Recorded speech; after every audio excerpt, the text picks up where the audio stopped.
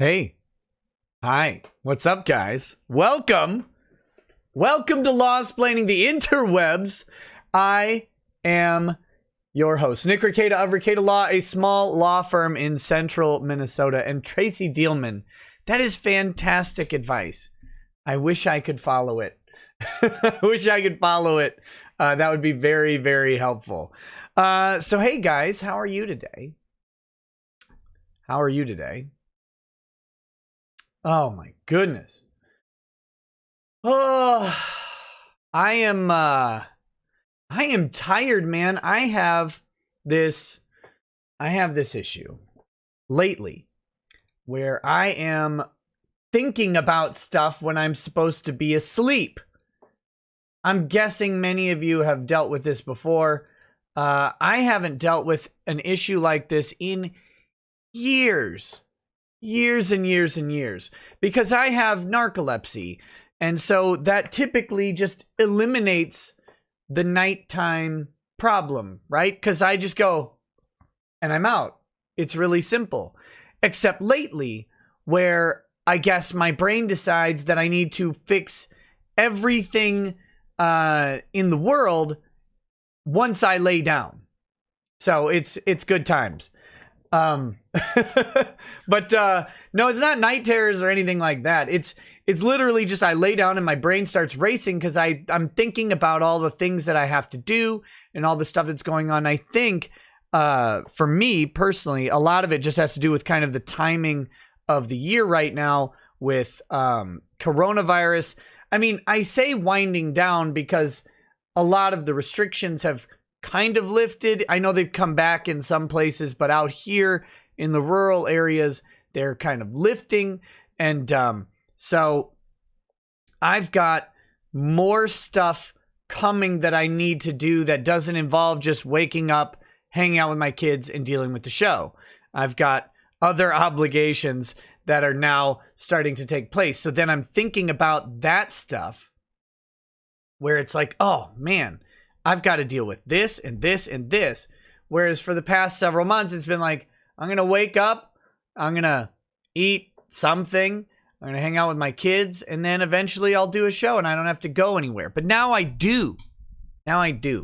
Very annoying. But anyway, I'm not trying to whine or anything, but it has just been a weird week for me because of that. Because, I mean, I was diagnosed with narcolepsy in 2006, but I probably had narcolepsy develop while I was in high school. So, and I graduated in 2000 from high school. So we're talking about, this has been, my life has been a peaceful laying down and immediately sleeping 99.9% of the time for the past 20 years. Almost. So it's a little bit weird. But so I'm not complaining. I'm just talking about how strange my week has been because of it. And it's also like I crashed throughout most of the day today. I had some stuff to do early in the day. Of course, I couldn't sleep, right? So I was awake until like 9 a.m. I should have just come down and done another watch party. That's what I should have done. Or something akin to that. But instead, I was like, no, I've got to be up. I've got to go somewhere earlier in the day, so I need to try and sleep. That was dumb. I should have just done more fun things because that's what life should be. But, I was trying to be better. But I had to get up anyway and do the thing. And then I was like, oh, I got done and I got home and it's like, oh, wait, now I'm dying. So I laid down on a couch and it was perfect. So, but we'll figure it out. Okay, guys. So tonight, let's get the agenda laid out, and then I'll hit the super chats and all that stuff, and then we'll kind of get started. Tonight after the show, I don't know how long the show's going to be. Whenever I say that, it goes the full time, so that's kind of the charm. But I really don't know how long the show's going to be tonight. I've got the whiskey review, and then, I want to just, I want to talk about Dynamite Comics. I really do. Because I think there's some interesting stuff, and the unfortunate thing is we'll probably never see anything manifest from it. But there's some interesting questions, and I think it'll be informative for people who want to create things, and who want to get paid for creating things. I hear that, yes, Cecil has hit 200K. Congratulations to Cecil. That is awesome. People want to do what Cecil is doing or what Comicsgate is doing. They may not necessarily want to do it with a comic, but they want to do it. They want to get paid for it. They want to make it their income or their livelihood, or at least supplement their income.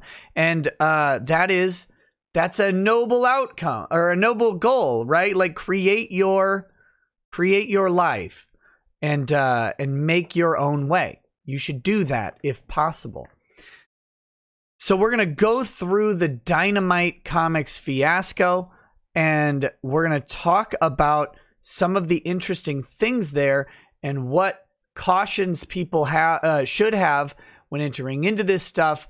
We'll talk about, from a legal perspective, things you can do to insulate yourself from this problem or protect yourself in the event that this problem is... Hold on one second. It's on my... Sorry, something on my camera is driving me nuts because I have to look at it. You guys don't even see it, but I do. But there are pitfalls that you can avoid, or there are almost like insurance policies that you can factor in to, because some of the pitfalls are going to be unavoidable. Entertainment and publicity are two things that right now are running fully at odds with each other. Public people, or people who are entertainers in any way, or more importantly, people who are some level subservient to a larger entertainment brand, and maybe that's the more appropriate way to do it, are running head to head with their own speech that has been regarded as free and open for years and is getting progressively less so from a social standpoint. We're not talking about free speech and First Amendment rights. We're not talking about government interactions with speech. We're talking about how society views the ability for someone to speak their mind. And if you think at all that society is opening up about what people are allowed to say, as if that should even be a thing, then you must adhere to a very narrow set of currently socially acceptable views, which were less socially tolerated, 50 years ago. But outside of very limited sectors like gender identity, sexual orientation, and that's about it. That's about it. And a specific perspective on those topics. Outside of a specific perspective on those topics, speech has been curtailed by society rather than expanded by society. Now you're in a minefield. You say something that someone interprets the wrong way, and suddenly not only are you the worst person on earth, but you should be killed publicly. So we're in this new place, and the knee-jerk reaction to that disapproved or disallowed speech is to just remove someone from any public-facing brand association that they may have. So we're going to talk about that in the context of Dynamite Comics. We're going to talk about that in the context of being a creator and what I would be doing if I were you guys contracting with anybody. And this means, by the way, not just brands, but some of you might be writers who are hiring artists. Some of you might be artists who are hiring writers. You may be hiring letterers, colorists, stuff like that. And you need to protect yourself more than ever. And we don't have to look at Dynamite for the evidence of this stuff. We can look at other disputes that have happened on a small scale within Comicsgate between creators, between partners, what comes to mind is Donald DeLay and Nasser, for example. These things could be fixed. These things could be fixed or dealt with if there were some appropriate precautions taken beforehand. And this is me not commenting on, like, because I don't know and I don't care between Nasser and Donald. It's something I've read a little bit about, but I mean, I don't know what actually went down between them. I don't care to research it. I don't take a side. It's not important to me. I'm just using it as an illustration that you're not always dealing with Dynamite Comics or IDW or Image or something like that. Sometimes you're dealing with an artist or a writer or a colorist or whatever, and that's going to translate out to music. That's going to translate out to everywhere you go, even content creation on something like YouTube or Twitch. I've seen some things about DSP's latest DMCA ban might have been related to some emojis that he alleged, like one of his mods, allegedly took from some artist. I don't know if that's true, but I saw something about that. So whether or not it's true isn't really relevant to this discussion. What's true enough about it is that something like that can happen and you can be in legal trouble based on your dealings, even as someone who creates content on a platform like YouTube or Twitch or whatever. So working through all of this is just generally going to be, as an independent person, how you work with and interact with other people in ways to protect yourself. And that is going to be pretty important. Okay. Let's see. Is Portland now state-backed terrorism or civil war? I've seen a lot of stuff about Portland, the, unlimited detention under the National Defense Authorization Act, stuff like that. I will probably do a show, like a short show on that. But let me just give you a summary of my initial thoughts on the issues. Just because Trump labeled Antifa a terrorist organization does not mean that the people in Portland can be classified or categorized as terrorist agents under the NDAA or the authorized use of military force. Those do not apply to every terrorist group, and they certainly shouldn't allow the federal government to issue any sort of unlimited detention without notice. That is, if my understanding serves me, more related to enemy combatants captured. Well, let's see. It's a weird thing because the rules are different based on where you are and what your status is. If you are a U.S. citizen, but acting on behalf of one of the organizations recognized by the authorized use of military force, which has to have some sort of link, to the 9/11 attacks, and you are picked up on U.S. soil, you can be held, I believe, no, was it foreign soil? Oh my God, these cases, they get so specific.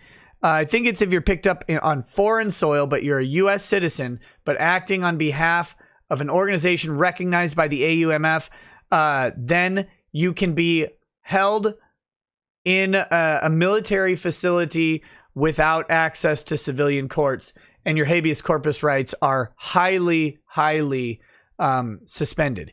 If you're a foreign combatant picked up on a foreign place, then you actually have more rights. Weirdly enough, but it's really based on when these cases happened. But you have more rights than someone who's a U.S. citizen, and you are afforded the opportunity for a habeas corpus proceeding in a civilian court. To my knowledge, basically no one has taken the courts up on that offer since it was won. It was won at the Supreme Court level, and then no one wanted to do it because suddenly you'd have literally terrorists involved in the 9/11 attack asking a civilian court in New York City to let them out.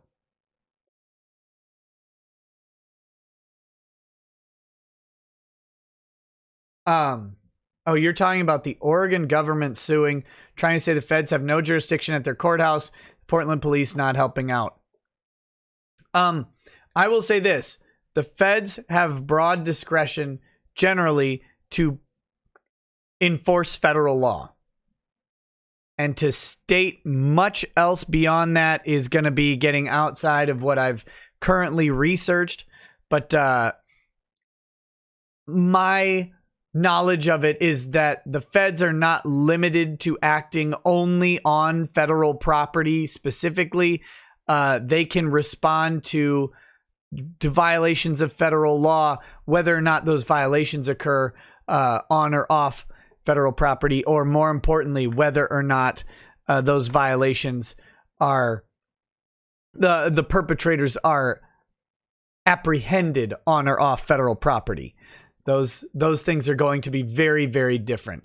But I'll probably be doing a show on that at some point. It's an interesting question. The interplay between state and federal power is not ever as clear as anyone wants to make it.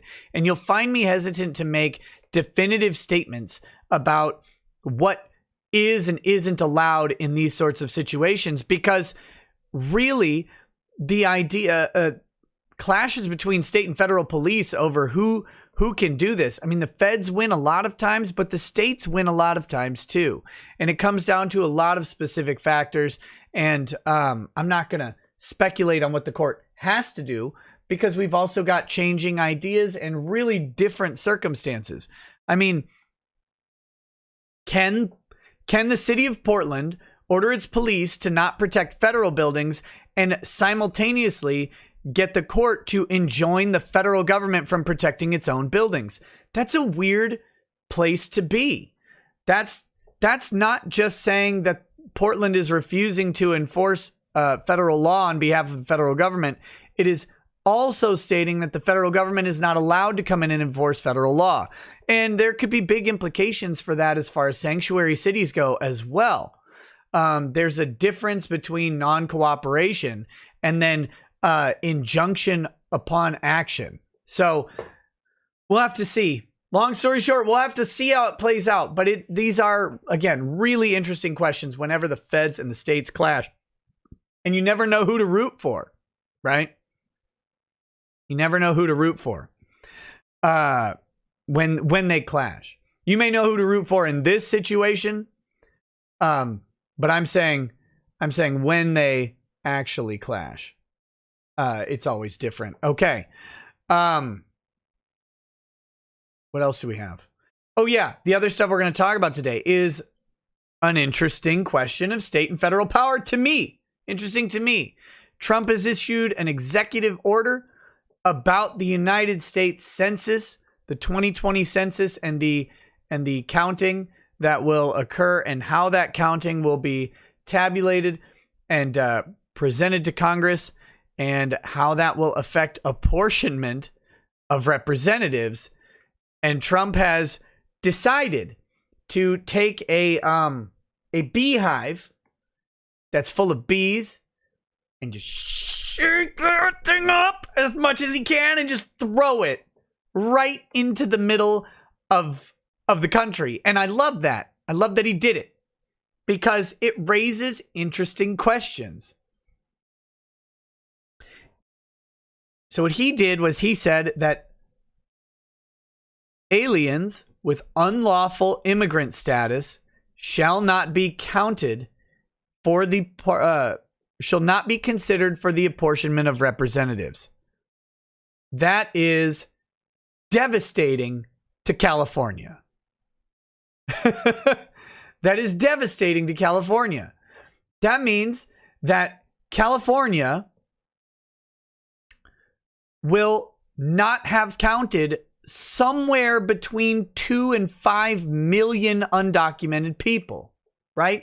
We've got, I think the federal estimate is 2.2 million undocumented people in California that will now not be considered for the apportionment of representatives.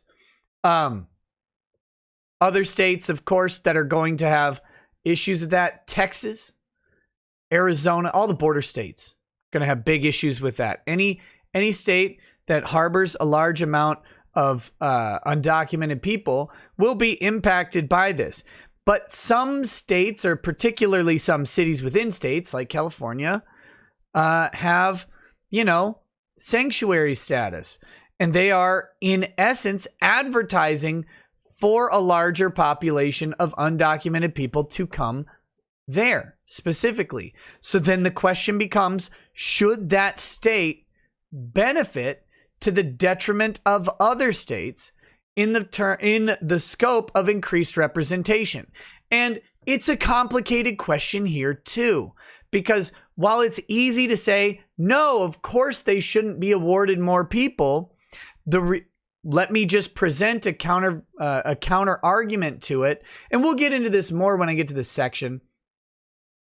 But the counter argument is already that the vote of a person, or the representation, or the per capita representation in California is already comparatively lower than it is in many other states.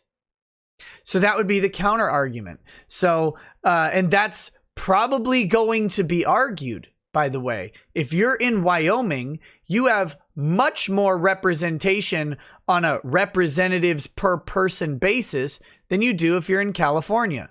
You just do. Based on population density alone, there are less people in Wyoming. And that's why our electoral system was actually established in the way it was.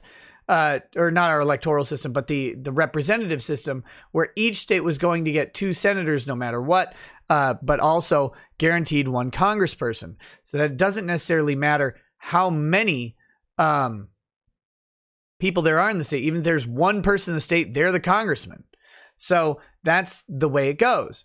But that's going to be a counter argument, and it raises interesting questions about what we want representation to be. And those ideas have changed a lot in 200 years. And we'll talk about this. Gosh, I'll talk about this more when we get to the census question, because in regards to the Senate specifically, we view the Senate completely different than at the founding. So, it's, yeah. Anyway, that's something. And then we're going to talk about Black Lives Matter and a mural in San Francisco, and how that panned out and is now posing a legal question that was talked about here on a Big Brain panel just in the past few weeks. So first, now that the intro's done, now that I've rambled through 30 minutes of intro, we have a whiskey to try. Oh, wait, super chats. 4 super chats so far, and then a whiskey to review. Mr. Armageddon says, are the 3 judges in an appeal case allowed to discuss the merits of the case with each other? Yes. And I should clarify something. We probably won't see a decision on September 22nd. It's set for submission on September 22nd, but I don't think we'll be seeing an actual decision on September 22nd. The case has been briefed. That's when they will start making their determinations. And yes, they will have a discussion about this. Now, yesterday, I didn't know this, and I have not verified this, but a Kiwi, I think it was non-transferable, did a little bit of looking around on the Second Court of Appeals in Tarrant County website and found that they have not, that the last 30 cases have been denied oral argument, and they have not had oral argument apparently since February 4th in the second Court of Appeals in Tarrant County. So, assuming their research was accurate, there is literally nothing to read from their decision to not have oral argument. And I want to caution people I already cautioned yesterday in reading it in any specific way, like beneficial towards one party or the other, because you just don't know. My speculation was, well, they likely had already made up their minds for the most part, and they've got sufficient information on briefings, so they didn't want oral argument. But now it looks like it might just be related to the Corona times. And if that's the case, and they're just not taking any oral argument, then there's no reading you can take from it at all. And that's just how it is. So whether or not that's good or bad, oral argument in appellate cases is not it's typically not the deal breaker either way. It's usually not going to save you, and it's usually not going to bury you. It's a place. In fact, I believe Clarence Thomas has said that oral argument is basically pointless. In his opinion, it is very limited time-wise. And if you think about it this way, an oral argument hearing at the appeals court is going to likely be something like 1 hour of time split between 5 parties, or 4 if you count Monica and Ron as one, to each make their case. So at best, each party's going to have 15 minutes to make their entire case. Oral argument is not, and here's how oral argument tends to go. Your Honor, this case is about, and they go, okay, we know what the case is about. Why don't you tell us about this thing? And they interrupt you immediately and they start asking questions. That's what oral argument tends to be. It's a nice place to raise up narrative arguments about a case. It is. And those things can be persuasive and helpful. And they can work in your favor. I'm not saying they never do. And they can work against you. It's just not the likely common outcome. Uh-oh. I've got a dad duty. Hey. Hey, I'll be right back. Okay.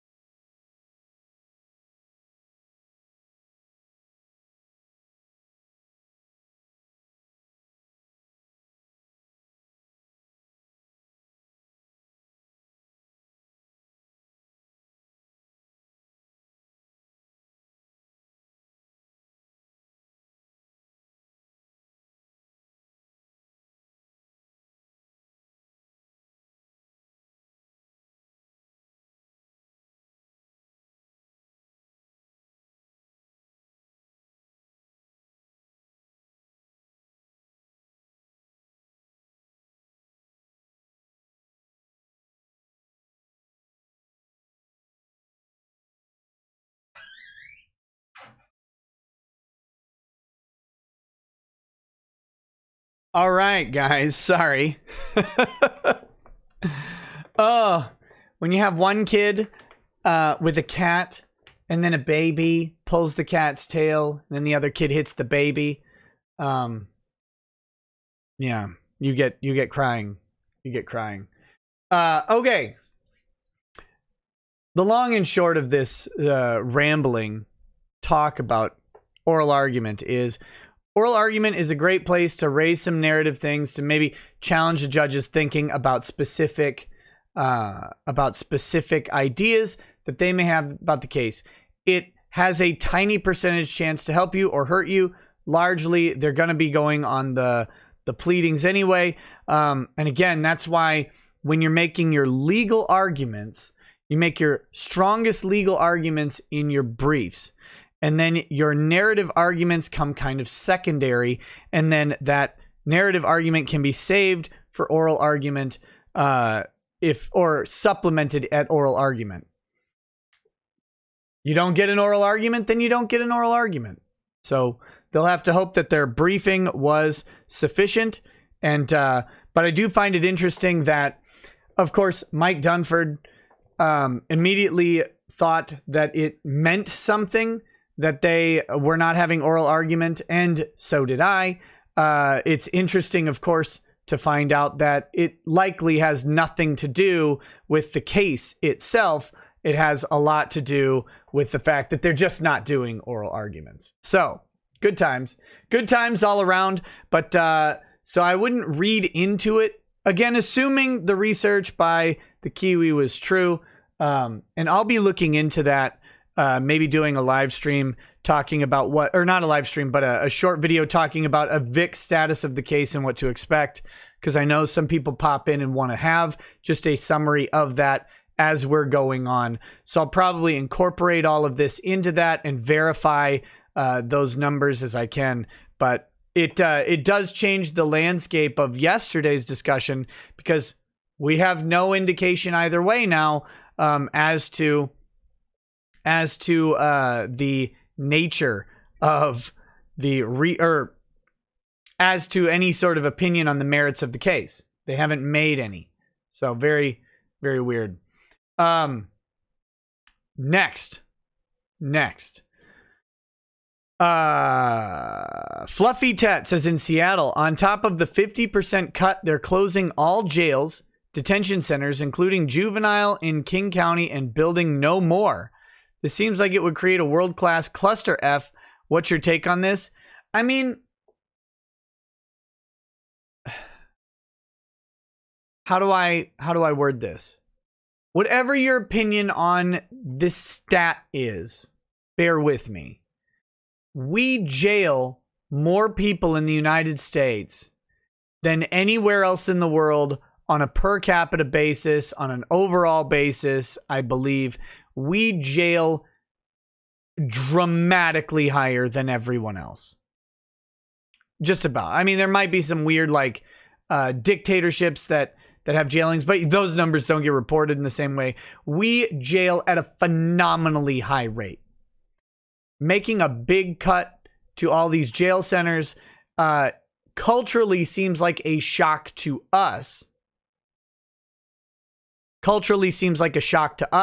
But realistically, there's a lot of stuff where we're putting people in jail for extended periods of time when they wouldn't otherwise be in jail in many other places.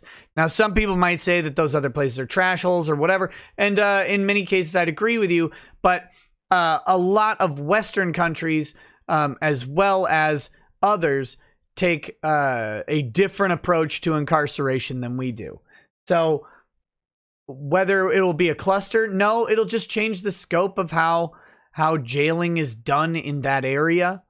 But it's going to have to change the scope of how jailing is done in that area. And personally, I am all for less jailing of minor offenses. Like, there are some things that just probably don't need jail sentences, and the jail sentences aren't benefiting people. They're not actually rehabbing people for some of the things. And in many cases, it could be making someone's life and prospects of committing future crimes worse. Rather than the idea of making them better. So, but anyway, that's, so I don't think I don't know if it'll be a cluster. It might, but we have a jailing culture in the US that's got a pretty dramatic history, in how we do jailing and incarceration and punishment. Maybe we should just go to cutting off hands though. That'd be good. That'd be a solid way to deal with it. Wes Nilechan says, Nick, let's say a New Zealand fowl finds screenshots of your underage son's Tinder profile. Do you let's be clear, is the underage son's Tinder profile claiming to be of majority age? Do you A, talk to your son, B, call the cops and Homeland Security on the fowl, or C, down a Shirley Temple and grab a remote? Well, listen, if you are the dad whose son's underage Tinder profile was uncovered, I would not recommend downing a Shirley Temple and grabbing the remote, because the weak constitution of that particular dad would be subject to severe intoxication from the Shirley Temple, and potentially even leading to alcohol poisoning for said person. So I would not recommend that person do that. But you should definitely have a chat with your child about their internet usage. That's a strong idea, to have a chat about your child, or with your child, about the internet usage. Although maybe your child would just call you a weirdo and talk about how he doesn't respect you or whatever, and then run around using the gamer words all over the internet. That might be the outcome too. So, Skaki Onsai says, if Twitter, and if you're not familiar with the story, guys, there's a thread on Kiwi Farms for you to read. Skaki Onsai says, if Twitter wasn't stupid enough, they've now decided to ban any and all QAnon accounts. The morons just amplified conspiracy theories and invoked the Streisand effect. Oh well, goodbye Section 230 protections Twitter. Hashtag F this shiz, I'm out. So, very interesting. Also, there's an interesting case that's been going on that I'm probably going to cover soon. And it's, are you guys familiar with a Twitch streamer former Twitch streamer by the name of Phantom Lord? Phantom Lord was removed from Twitch back, I think, in 2018 for, get this, think about how the times have changed. Think about how the times have changed. Twitch banned this guy for going too long without having video game content on his Twitch stream. Allegedly. That's what they've alleged. That he was violating Twitch policy by going over 30 minutes without having video games on the stream. So, but yes, I think a lot of it has to do with Phantom Lord's a guy who did real life gambling. He would do real life loot boxes or something. I don't know exactly how his shtick worked. I don't really know, but Twitch doesn't have to be video game content now, but it did when he was banned. But this is why all the thoughts started out by pretending to play video games, right? Why they'd have, their tits giant in the middle of the screen, and then a little window with them just dying at Dark Souls, or just playing loot footage at Dark Souls with a controller in their hand or something like that. That's why that exists as a thing. But now Twitch has changed to evolve and embrace the e-thought and allow just chatting to exist. That was a substantive change for Twitch. But that case has gotten some interesting procedural issues. But I want to point out, because I believe I had a discussion, not really debate, with Null on Dick Masterson's show, on the Dick Show, about using 230 protections in a way that had very little to do, or that would insulate a company from any civil liability at all. And if any of you caught that interview, maybe you can at least say, no, that's not what it was about. But I'm pretty sure that's what we discussed, because if I remember the discussion correctly, Null didn't think that companies were using it in that way. And this is an interesting issue, because now Twitch is arguing that they are insulated from all civil liability, all of it related to the use of the platform, which means that if their argument were to be successful, that if Twitch bans you and prevents you from anything else, you wouldn't even be able to sue them. Ever. They'd have no liability from, and this is from you and Twitch, who have an agreement, and it's beyond just the user agreement, right? There's a Twitch partner agreement that goes on. So Twitch is basically saying that they have a contract that's got to be an illusory contract because it's completely unenforceable, but it doesn't matter that it's illusory because they are completely immunized by Section 230 from all civil liability. And the worst part about their argument is it's not a bad legal argument based on the writing of 230. And this is one of the many, many reasons I've been talking about for the past year and a half, I believe, that 230 needs to be addressed. Not removed, not revoked, but it needs to be addressed. It needs to be addressed very, very carefully. Because you should not have protections from civil liability for directly doing damage to someone. Like, that's crazy talk. Now, protections because someone else uploaded child porn on your thing and you removed it. Yeah, you should be, or you missed it while you removed a whole bunch of other stuff. You missed a picture or something. Yeah, you should be immune from liability for something like that. But not because you directly cause damage to someone else. So why not just repeal 230? Because it would be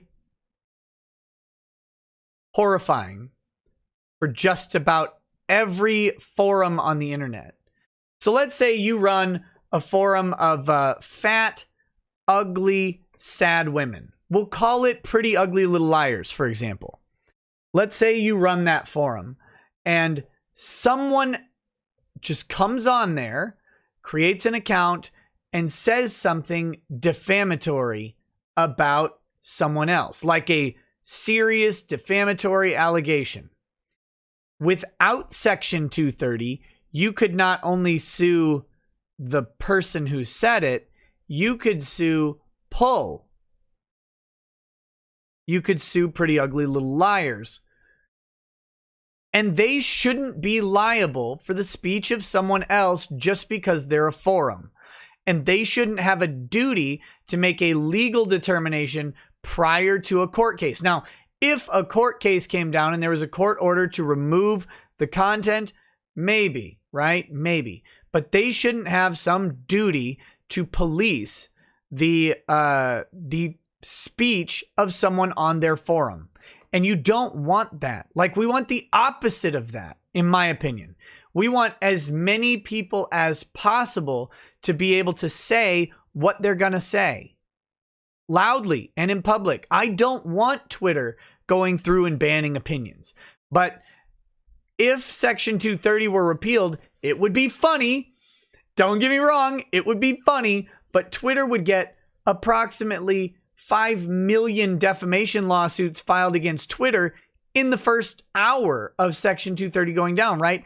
Any defamation, any negative thing, any tortious interference, all of that stuff, you could sue Twitter without Section 230 protection as a publisher of sorts who's responsible for taking down the content. Now, there would be some steps, right? You'd have to issue a letter to Twitter saying this needs to be taken down, and then they'd either have to take it down or not. And if they didn't, you could go ahead and include them in the suit. And so then we'd have a real disaster on our hands. So that's why 230 needs to be carefully tailored to provide levels of immunity. And in my opinion, places like Twitter should have some level of immunity, but they should have immunity because they're not taking things down. That's why they should have immunity. That's what it should be. But it's not that way right now. Right now, they're selectively taking down various viewpoint-based or content-based things. And that, again, Twitter's a private company technically, but that runs afoul of the ideas of free speech in the worst ways. Were they a state actor or a quasi-state actor, we would have real constitutional issues with how Twitter implements its policies. So that's why 230 needs to be reviewed, not repealed. If you just repeal it outright, everything goes to shit and everybody gets sued, and it's not a good thing. It would be funny, it would be chaotic, but ultimately it would be a bad thing.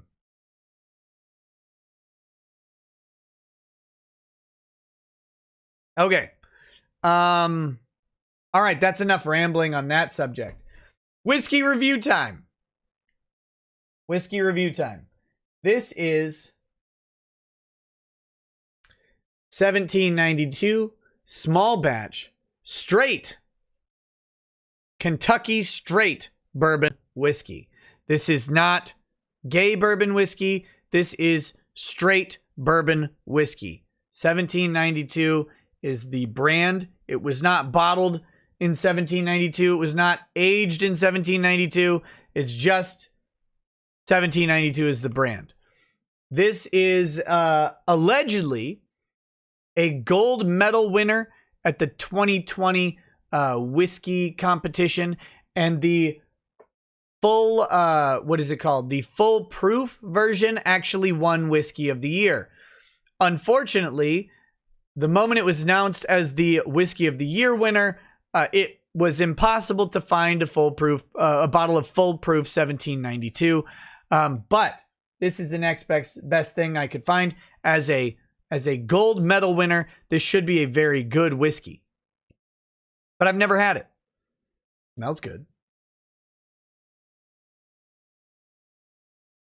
And this is like $45 or something. So this is not like a crazy rare expensive bottle. It just got really popular this year because of the awards.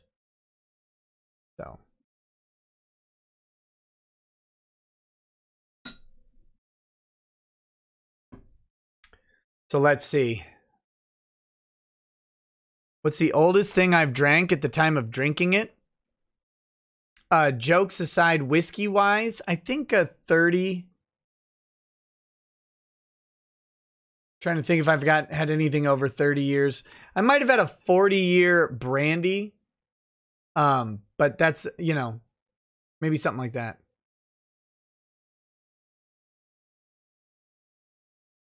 All right, so we've got bourbon whiskey. Here we go.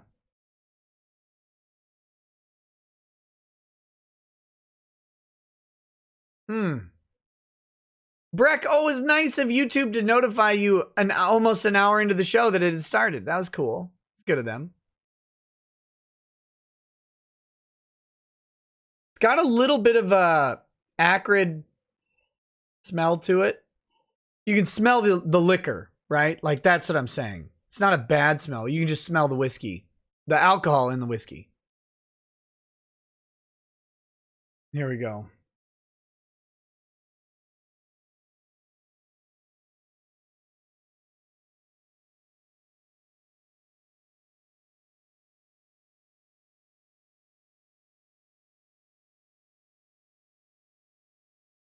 It's a very balanced whiskey. Ooh, I like that. Okay. So, when you put it in your mouth. Sorry. Damn it. When you put it in your mouth, it's very neutral as it sits in there. It is not harsh or abrasive at all. The swallow's got a little tingle going down. And then my tongue is very tingly afterwards, which is cool. It waited until the air hit it again to get tingly. That's kind of the sensory perception of it. Let's have another little dip. Little dip.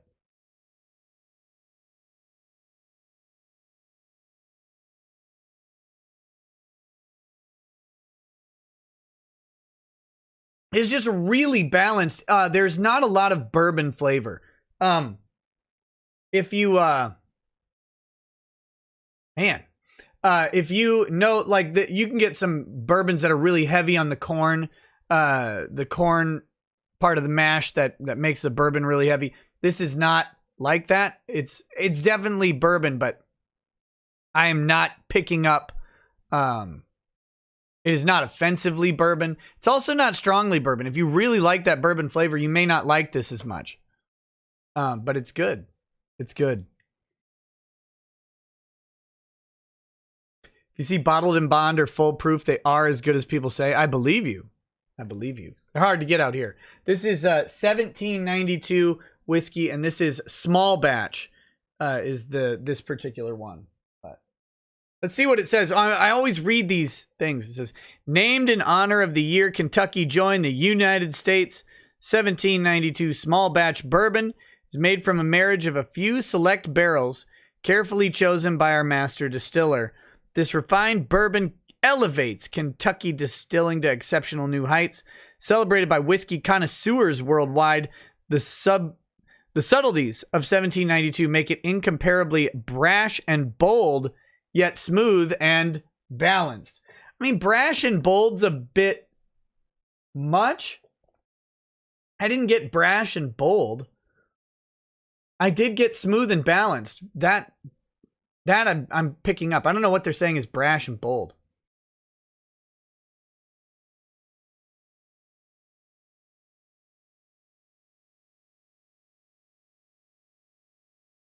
Man, I like the way that activates the tongue, though. It's good. Am I a fan of Brandy at all? She's a fine girl. Yeah, I like Brandy just fine.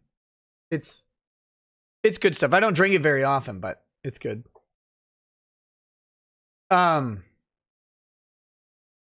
Yeah. Well, I mean, I've got that's my initial thoughts on it. Of course, I'm gonna have to do a full like shot of it in a little bit. Well, let's put the rest of this down. Then we'll do a palate cleansed dry shot of the whole thing in a bit, and then we'll get a little saucy. We'll get a little saucy as we get into these news topics. Oh, I never finished the thought earlier. After the show tonight, Spaceballs on Twitch. Spaceballs on Twitch. Everyday pour status. This would be a good go-to every day. Again, it's smooth. It is not. It's not breaking your bank. It is very balanced. If you're looking for if you're just like I like a bourbon whiskey. If you're like let me rephrase that. I like whiskey with a little bit of bourbon. Then you'll love this. If you want, I disagree with the bold and brash statement. If you want a bold and brash bourbon, you should look elsewhere. But if you like just a good stable whiskey with some bourbon in there, this is good. And again, it's not breaking your bank. And it's really, really smooth. I can't state that enough.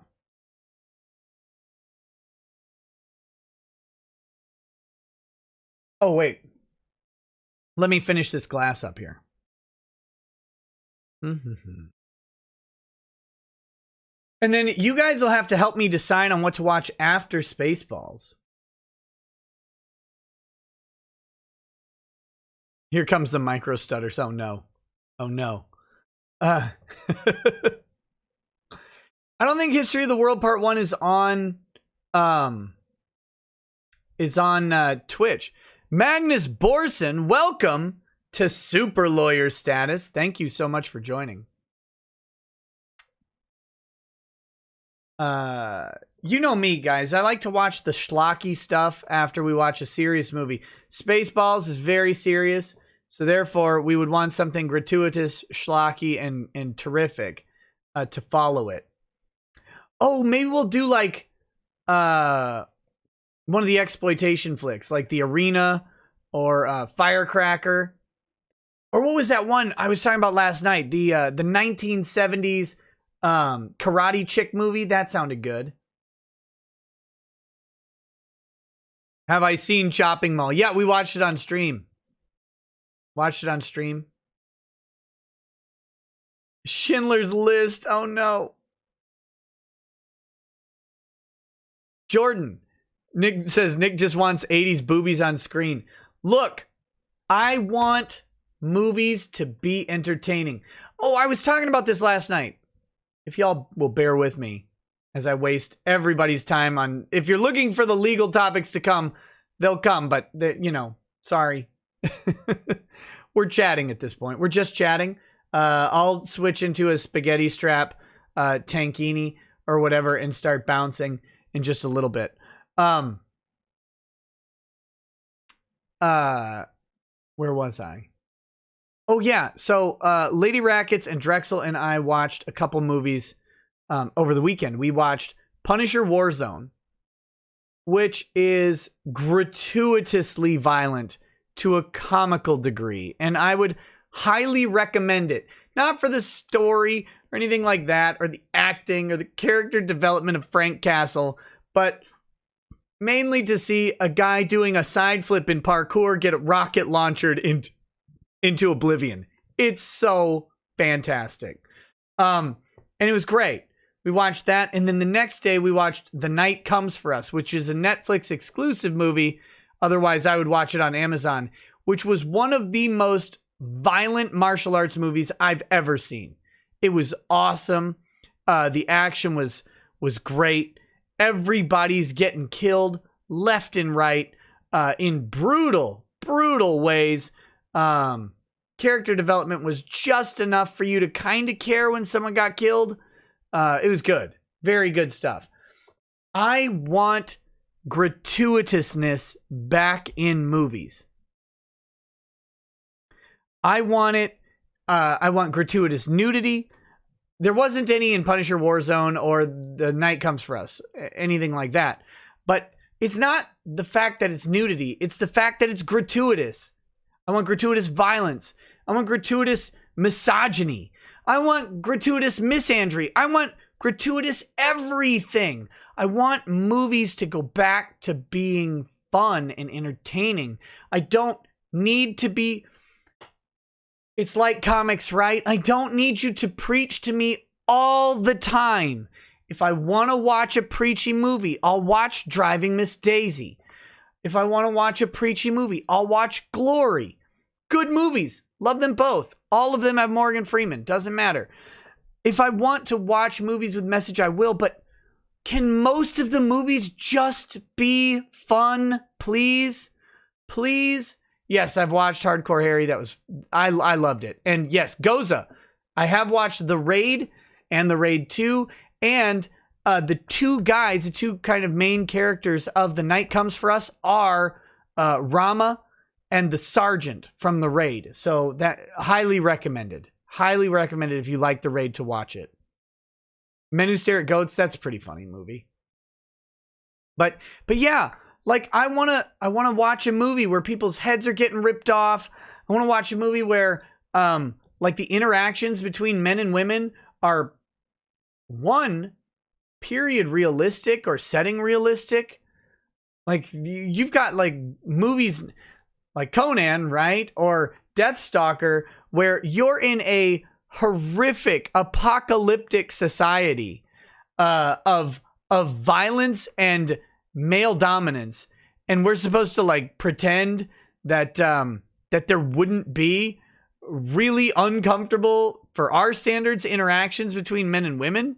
Like, of course there would, because that's what happens in war zones all the time. And that's, there's stuff to learn from that, and it's okay. It's okay. We can do it, and we can still do it in a gratuitous way. Watched Beastmaster last night. Gratuitous, ridiculous, stupid violence, but all in all, Beastmaster was fantastic. I loved it. The pacing on it.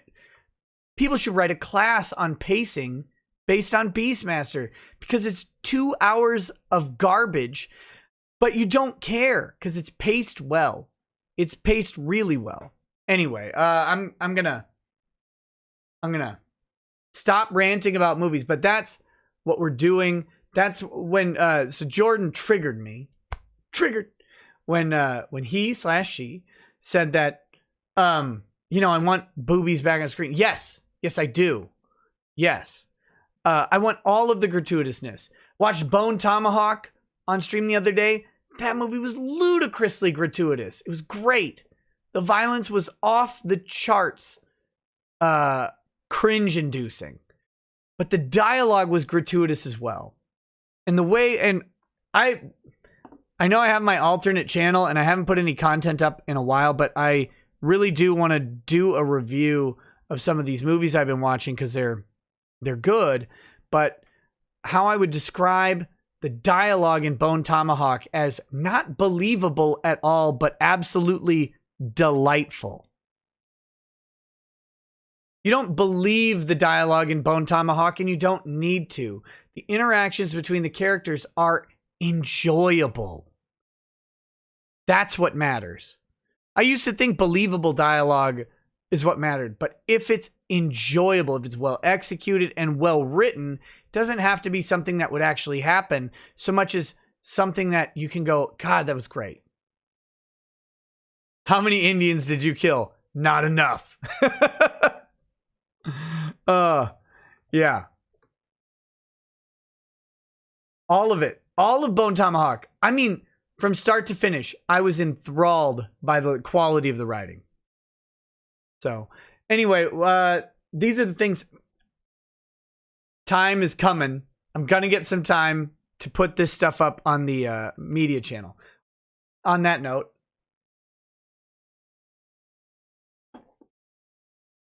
you know what's great about this bourbon as I'm drinking it? More and more. If you're new to whiskey, all right? If you're new to whiskey, it's often hard for someone to kind of get into it. I saw, I think it was Angry Baneling say that he tried whiskey once when he was 13 and never again. If you're new to whiskey, it can be very, very harsh if you don't have the palate for it. It can be very, very harsh drink, absolutely. And that turns a lot of people off. And there are ways to get into drinking whiskey, and it's really about slowing down and taking the time to experience the whiskey in phases. And that helps you get over the harshness of it and kind of make it a thing. When you're a degenerate like me, that becomes less and less of a problem. This, you can just, you don't have to slow it down. Or I don't have to slow it down. You can take a sip and swallow it immediately, and it's good. You don't have to brace for it. You don't have to acclimate your mouth for it. You don't have to listen for the nuance. You just drink it. And there's something to be said about a whiskey that you can just toss back and swallow. So that's great. Whistle Pig 12-year. 10 and 12-year Whistle Pigs are great. I've not tried the 15. It's on my list. The Boss Hog is also phenomenal. I have not tried the Farm Stock Rye. It's also on my list. Okay, let me hit these two chats, and then let's go with Dynamite. And I got to grab the article. I think it was from Bounding Into Comics.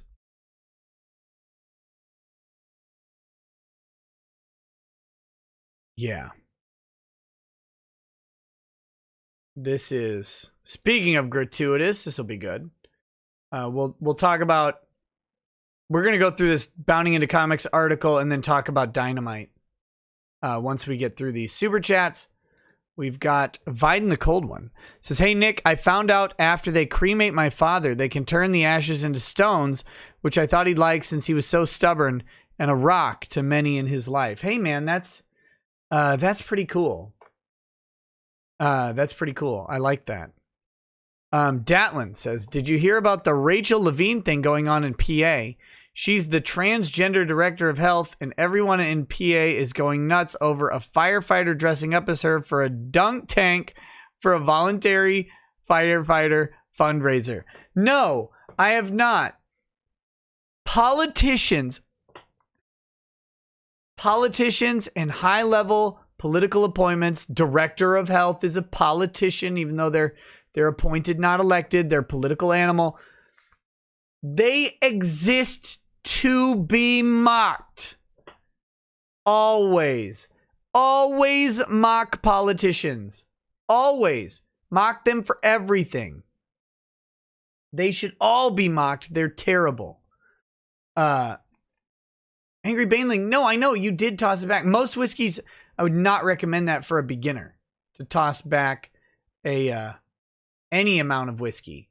Take your time, ease into it.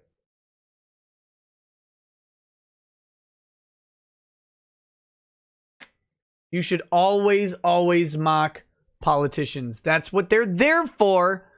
It's the most important thing that our government protects, or that our Constitution protects, is our criticism of our rulers. So, yeah, don't let the commies get you down. Make fun of that weird tranny. Not because she's a weird tranny, but because she's the minister or director of health in Pennsylvania. And clearly a deranged person. I don't know why, just is. For example, guys, I have to share a joke. I have to share a joke that I had on Twitter. It was one of my finer moments on Twitter today. And I haven't done this very often. But Kalinka Pavlova was engaged in discussion with Catherine Tewson. Something I don't ever recommend because you're talking to a disingenuous pile of trash. And that's very, very important to remember when you're engaging Catherine Tewson. And that's a mean joke. But no man will engage Catherine Tewson, so you shouldn't either. That's one of the jokes. So Kalinka mentions to Catherine, she says, "Don't you get tired of being so petty? ... Bunch of words. Who even knows, right? Who even knows what she said? I don't remember." And I said, "Oh, please, she gets tired just standing up." It's about the subtlety in the fat joke. That is the trick. It's about the subtlety. And it cuts like an emo teenager right to the core of her fat being. And that is great. We should mock people. They deserve to be mocked. They deserve it. All of them, especially politicians, but also people. Mockery. We need it. We need it. We need it to lightheartedly tell us that you're a fat ass who should get on a treadmill, right? Like, what if we didn't have that? Americans would be even fatter if there was no shame. And dear Christ, we can't afford the sugar. We can't afford the sugar. We killed the sugar industry already. We can't afford to make people fatter. We got to get them on diets. Nordic Track needs business. What would plastic surgeons do if we let ugly people be ugly? No thanks. Kamala Harris, she was ugly. She was ugly. She went in for plastic surgery. Now she's a beautiful Lovecraftian monster, walking around sucking the souls of children right through their navels. What would we do if it weren't for the shame of people saying, "Hey, Kamala, your face kind of looks like a cratered, horrendous monstrosity." She wouldn't have turned herself into an actual monstrosity. And we need these things. You gotta do it. You gotta do it. Mock people. They deserve it. Not the individual doesn't deserve it. This is what everybody fails to understand. The individual doesn't deserve shit, good or bad, ever. They're just a body. Especially if you're some kind of weird atheist or whatever. Of course the individual doesn't deserve anything. They're just an accidental product of millions of years of inevitability. Like, well, we've got a lot of possibilities. Eventually, one's going to be a fat opera singer who has dreams of being a paralegal on Twitter. Okay, fine. That person individually doesn't deserve to be mocked. They're just a random occurrence. Or if you're a faithful person like me, big ups to God. If you're a faithful person like me, that person is just one of the many beings that are beautiful and wonderfully created by God. And what is ultimately special about them is the fact that God created them, and that's about it. So they don't deserve to be mocked. They didn't earn mockery, but just people, and therefore every people needs to be mocked. All of them. Mock them all. Mock the people you like, mock the people you hate. Doesn't matter. Mock them. It makes people better. Shame makes people improve. I've been a fattest my whole life and I'm not stopping now. Like to see one try. Like to see one try and stop me. Anyway. Blaze Hazik says, my Funimation sub since finding out the truth. Lol. Oh, man. I am so sorry. I'm so sorry that Funimation has turned out to be garbage. Oh, I gotta address something, guys. There's apparently some sort of expectation that I am going to unleash the goods or whatever on some people. I don't know. And Funimation and voice actors and stuff. That is an extrapolation of things I have talked about over the past year. I might know some things about some voice actors that I haven't talked about. I don't know. I might know some things about Funimation I haven't talked about. But really, like, the times that I had said those things are so far away that I honestly don't know what's been said or not. If you are waiting around for like a big revelation that Funimation is trash or that voice actors are dumpster individuals, little diva mini celebs who are barely sustaining their lives, I'll point you to the last year and a half. Like, if you're looking for something more out of this, here, I'll say it. Chris Sabat sucks and is an abusive pile of garbage who seems to have had some sort of proclivity for dealing with people based on sexual favors. Oh, and so has just about everybody at Funimation. All right? Like in comics and everywhere else we're finding, a bunch of women wanted to get into the industry and a bunch of men were gatekeepers in the industry, and they decided to use their penises as bludgeons to get women into the industry. There's your big reveal, okay? If you don't know that by now, you already know that. Like, you already know that. You've already seen this stuff. And guess what?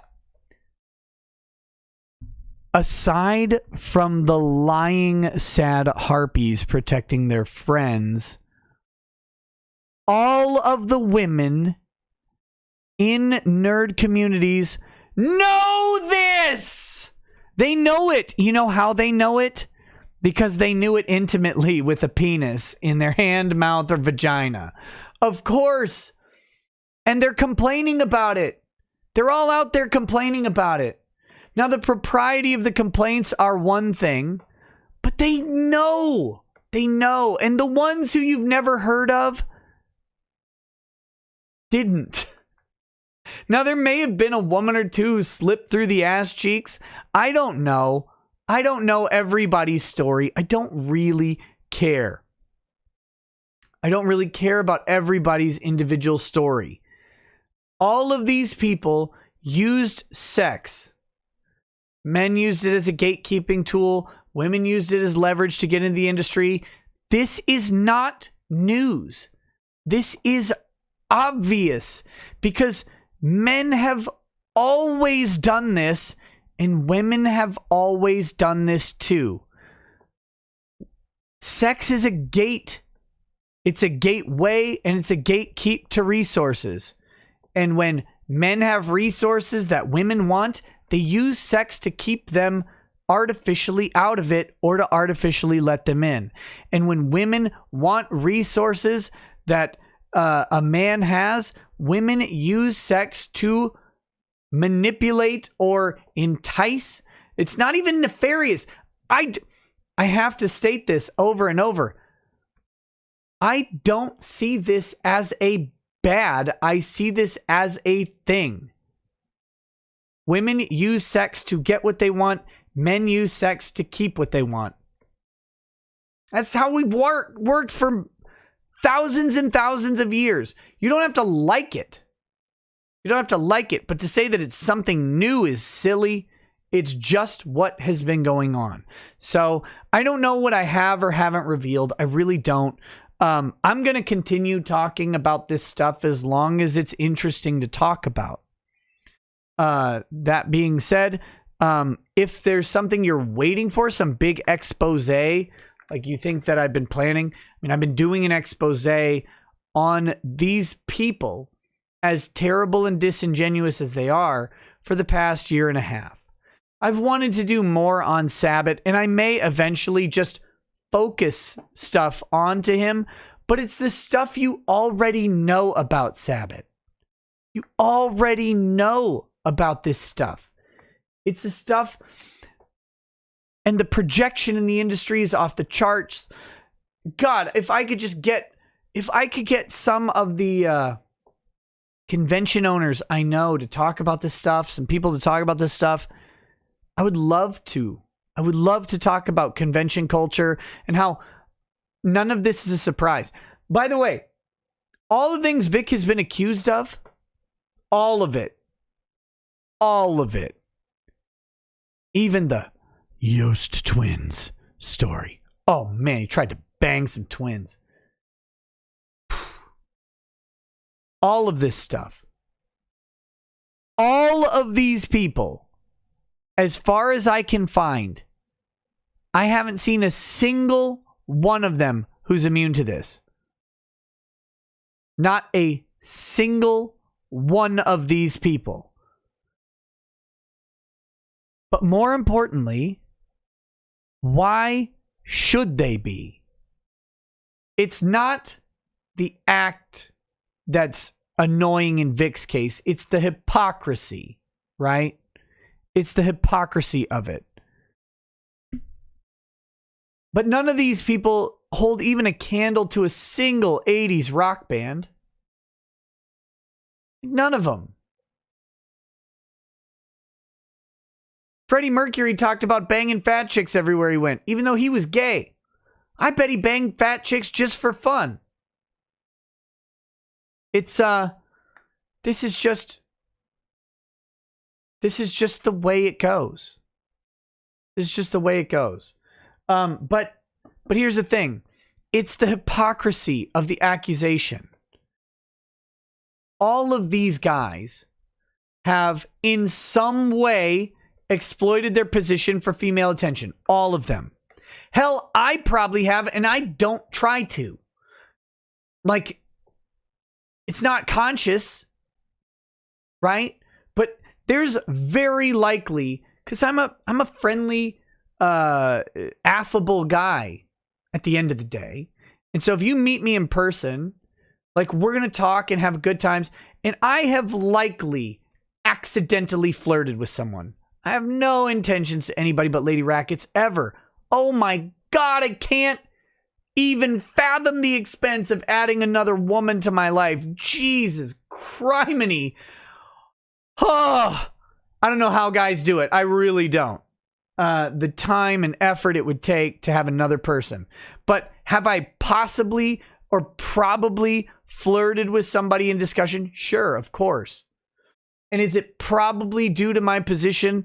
Yeah, otherwise we wouldn't have been talking, right? Like, because I would have just been a random person, and it probably wouldn't have been at the event anyway. It's just how it happens. It's just how it happens. I'm not claiming some moral superiority or whatever. I'm just a guy, and I'm friendly. I talk to people. It's great. It's great. I won't touch your privates though. That's not my gig. Not at all. Who am I? Louis C.K.? That guy's weird. But that being said, like, it's not the fact that guys go to conventions and leverage their position to try and get female attention. That's not a problem. And it's not a problem that women go to conventions to try and get attention from someone with a leverageable position. That's fine. Go do it all day. Don't complain about it later. That's it. That's it. Turd, you thought what we had was real. Me too. Me too. How dare you? Oh, I'm supposed to drink that as a shot. Let's do it. Oh, wait, we got a couple chats. Then I'll do the shot. Then we'll go into, because you got to know, this is what's left. It's a little lower than a shot, but we'll take it. You got to know what it's like putting a shot down. If chicks flirted with you, send them to Drexel. Oh, that's mean. I don't know if they can handle that. Frater J says, what about my weird faith, Nick?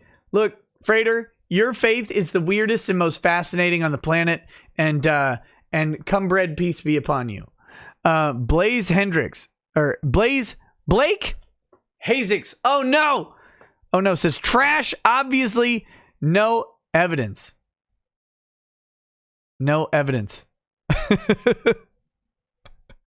Random Blaze says, thanks to Nicky Boy, here we are blessed with low T on Twitch and is self-flagellating on Twitter about it. A real big thanks for that, Nick. Betty is not reporting the donations to the bankruptcy court. Wait, is low T still on Twitch? I didn't think anybody watched his show. I didn't think anybody watched his show. Is he still doing stuff? That's great. Okay. Shot analysis.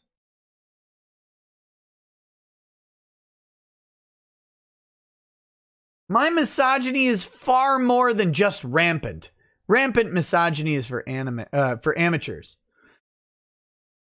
Oh, here's a question. Why shouldn't men be misogynists and why shouldn't women be misandrous? Like logically. Discuss. I'll take this shot.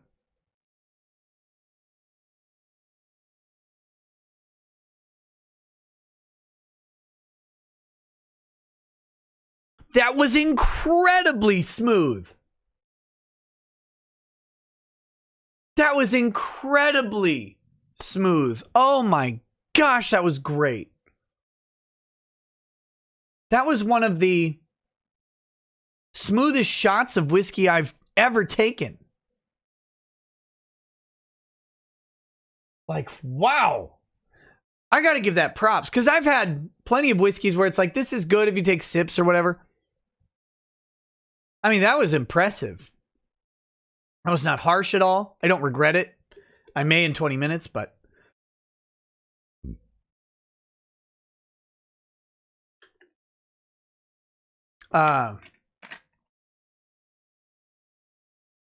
Bottle is small batch, 1792. Small batch, 1792. Kentucky straight, hashtag not gay, bourbon whiskey. Woo! Oh, man, that's good. Franco Miranda says at this point we need Discovery on Funimation. I agree. I want it. You know you want it. Right? Like, I want all of these things to happen. I'm not getting my hopes up on the appeal, and I'm not hyping anybody about the appeal. The appeal will do what it does. I can't state it enough. At the end of the day, Vic got to call these people liars. Vic got to do it in an official way. And Vic got evidence out of them, and specifically a couple depositions that show where people can say, here's Vic Mignogna, here's Monica Rial, here's Ron Toye. I can make up my mind about this. And that is more than many people get. That's more than many people get. And that's a good thing because it's expensive to get it, right? It's expensive to get it. So it's a good thing. And you guys have seen it. You've been following this case. I don't want to hype anybody. I haven't.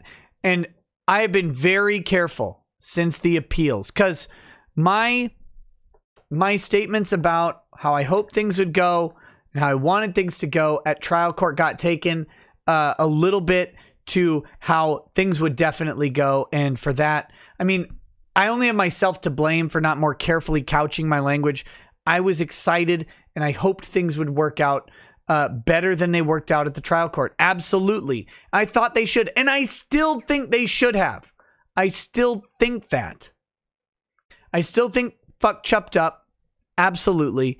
And I still think that the TCPA has been abused to remove what is a meritorious claim. I don't know how you can honestly look at what happened to Vic and say, do we know who published the thing?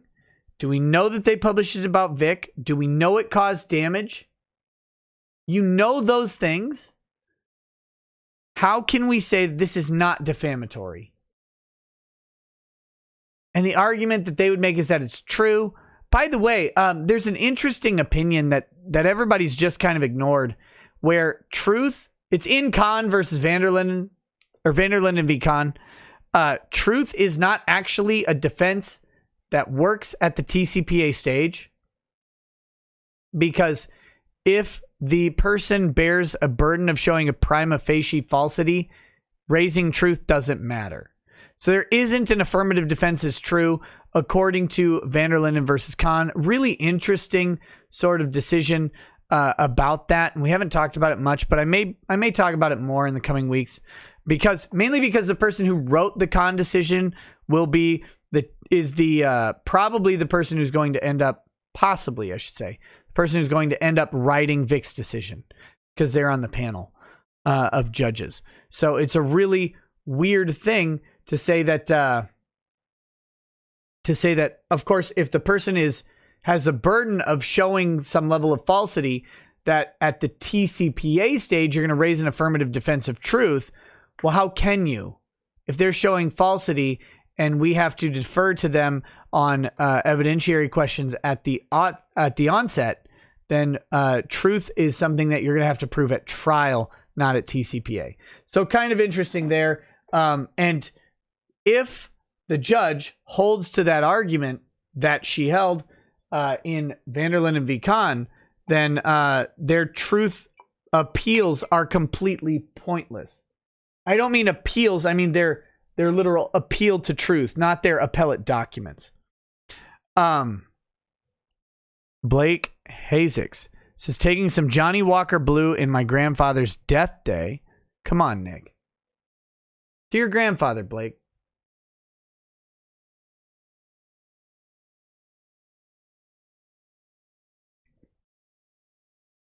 Mr. Obi-Wan 2020 says, so after they painted over the BLM street mural in Redwood, after a real estate attorney wanted a MAGA 2020 mural on the street, when will we see MAGA street mural on Fifth Avenue in New York? They made streets a public forum. Everybody should be doing this. Any town that has allowed the streets to become a forum for political messaging, you should be petitioning your government for the right to print your own mural. Political mural, absolutely. Take a disgusting, horrific, nasty approach. Do the worst thing you can think of. It doesn't matter. Put it on the street. Put it on the street. Could you imagine, like on the Baltimore streets, it says, Hitler didn't do nothing wrong? Like, what horrific world would we be creating where that is like a giant mural on the street? And when they deny you, have a civil rights attorney in your back pocket ready to just absolutely ravage the city and laugh at it while it cries from the reaming. Do it.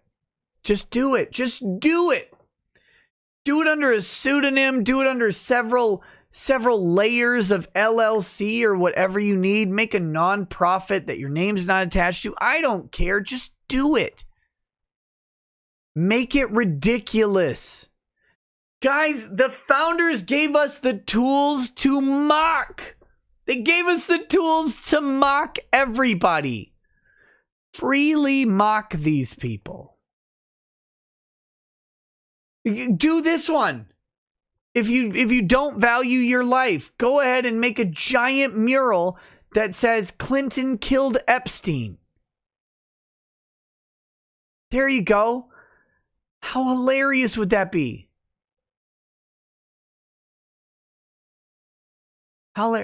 Joe Biden fucks kids. Put it on the street. Put it on the street. Try it.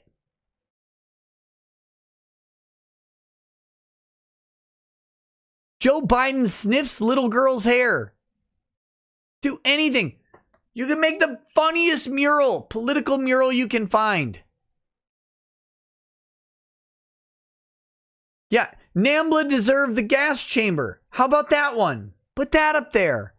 Do whatever you want. I'm building a train track for NAMBLA and a nice camp. There you go. Try that.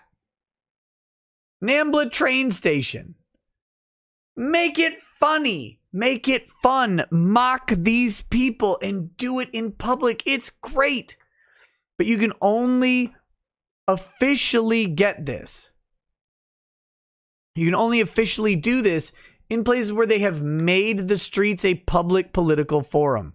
Bad touch Biden 2020. Yes. Yes. Don't be defamatory. Don't be defamatory. Right? Like, don't get specific with it. Make a political statement. Biden hates blacks 2020. Do that. Corn Pop was a bad dude. Corn Pop was white. Corn Pop is derogatory for an Asian. Pick it. It doesn't matter. It doesn't matter. Make a political statement. Just do it. The woke versus racist video. I haven't actually watched the woke versus racist video, but it's fantastic. I already get, like, I didn't have to. That was the best part. I didn't have to watch woke versus racist video because it's so damn true. It's nails it. Nails it. You ain't black 2020.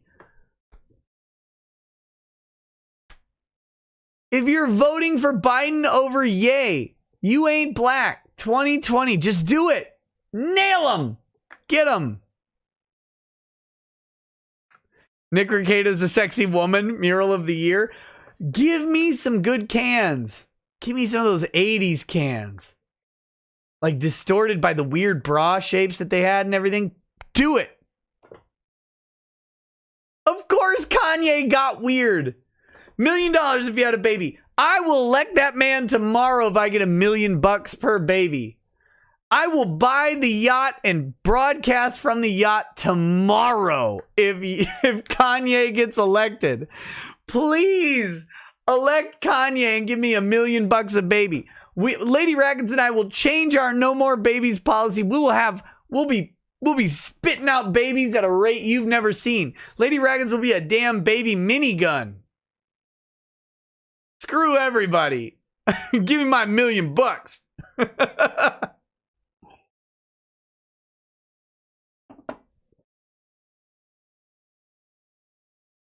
I love it. I love it. I definitely want Kanye running. Hilarious. Yay 2020. What vote could you have better than Yay 2020? Nova Zero. Oh, wait, no. Damn it. Blake Hazik says, again, taking a second sip of a Johnny Walker Blue for Vic. I hope you're enjoying that Johnny Walker Blue. I've only had Johnny Blue one time, and I thought it was overrated. However, let me caveat this. The bottle was at a local bar in the middle of nowhere, central Minnesota, and I was shocked that they had a $200, $250 or whatever bottle on the shelf in the first place. Doesn't make much sense.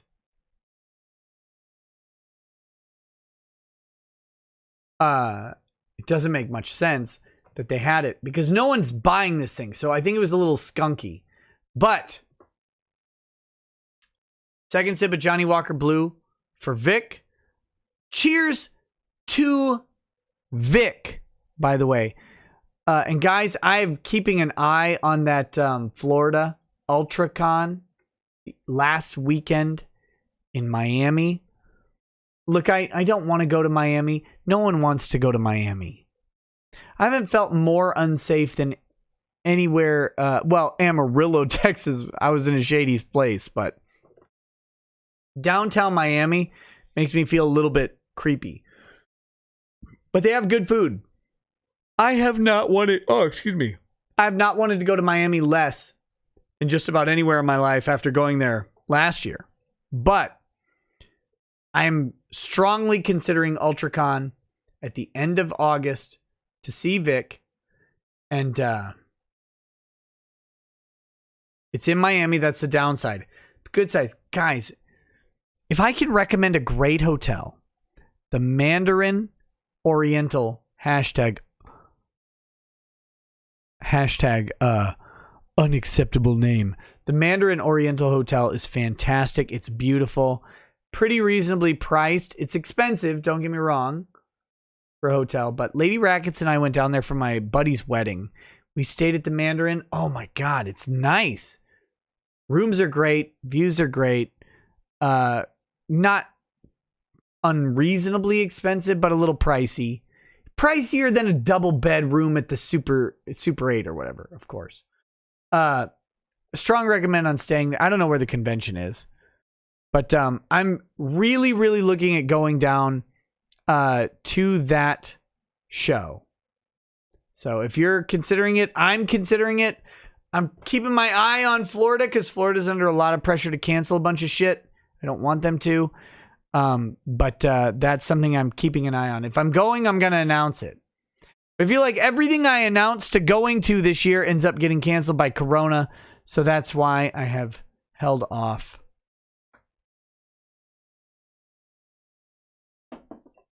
Also, I haven't talked to them very much yet. I don't know if they'd want a panel or anything. Look, I have to go back to Miami. When I was there, this is a brief aside. This stream is off the damn rails and it's going to stay there. Do you guys... This is out of character, out of topic, and everything. I need genuine feedback on this. Because I feel weird doing streams like this. I'm now a little intoxicated, so I'm going to break the fourth wall. Do you guys enjoy streams like this where I'm just kind of talking back and forth with the chat? And we don't really have like a main subject. We're supposed to get this Dynamite shit, which we'll get to in a second. Do you guys like this stuff? I don't, because I always feel bad. I'm like, I don't have a great show tonight. I don't have the most. Holy shit, that's like all yeses. No, I'm leaving streams on the damn table. I'm leaving streams on the table. Okay. I will, here's my pledge to you. And you can seal it with a handy for yourself. Because I am all for handies for yourself or whatever. Almost everybody says yes. There might be a couple no's, but I didn't see them. Let me state this. This is for you. I am going to make a conscious effort on the nights when I don't have a show, when I don't have a show planned specifically, to do more loose format shows, but I will try and add a whiskey review to help out. How's that? How is that? There are no dissenting opinions, Malik. Don't listen to the dissent. The dissent doesn't matter. Only positives. Only positives. Do a cooking stream? I do the cooking streams if you are a Patreon subscriber. If you are a Patreon subscriber, we do cooking streams. I'm gonna make a protein-packed breakfast for you guys on the next cooking stream. God, I love cooking breakfast food. Bacon shit all over the place. Chicken breasts, bacon, fried eggs. Maybe a little bit of hash browns, some fresh hash browns. Okay. All right. Anyway, this all stemmed from taking a second sip of Johnny Walker. This is a good whiskey, by the way. It's terrific.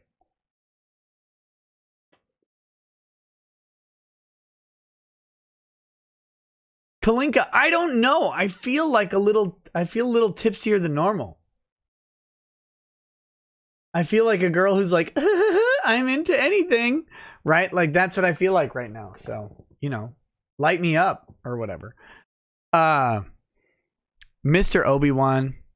Oh, wait, I read that one. Blake Hazik says, again, taking second sip of Johnny Walker. Blue for Vic. I think that's the one I stopped on, but it was a big one, so cheers to you. Nova Zero says, next to BLM tags, do a you ain't black, and give Nick magical boobs. Give me them boobies.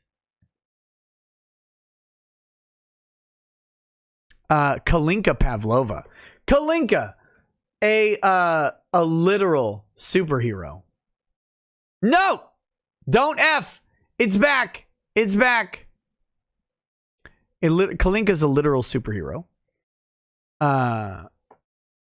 Says, I owe you an FBI call to the wrong house for the lulz, and my committing of Sudoku for speaking with that bovine creature for more than 3 tweets. Like, holy goose, she is deficient in everything except body fat. Yeah, she is a giant. Kalinka, just take a moment. Can you actually imagine being as undesirable as her?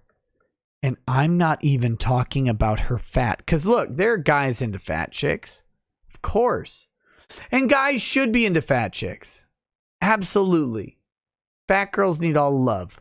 All of it. I'm not talking about that. I'm talking about her just abrasive and horrific personality. The only people I've ever seen evidence of being into Catherine Tewson is thirsty, unfortunately married lawyers. It's gross. Really nasty. Really nasty. Why does Drex call into Q's show but not yours? Because I know that Drex is at most 2 weeks away from coming onto my show. And when coronavirus lifts and that stuff changes, I'll absolutely have Drex call into the show. Of course. Love having him on the show. One of my best friends for a very long time. Absolutely enjoy it. But for now, I know he's going to be on in approximately 2 weeks. That's the longest time. But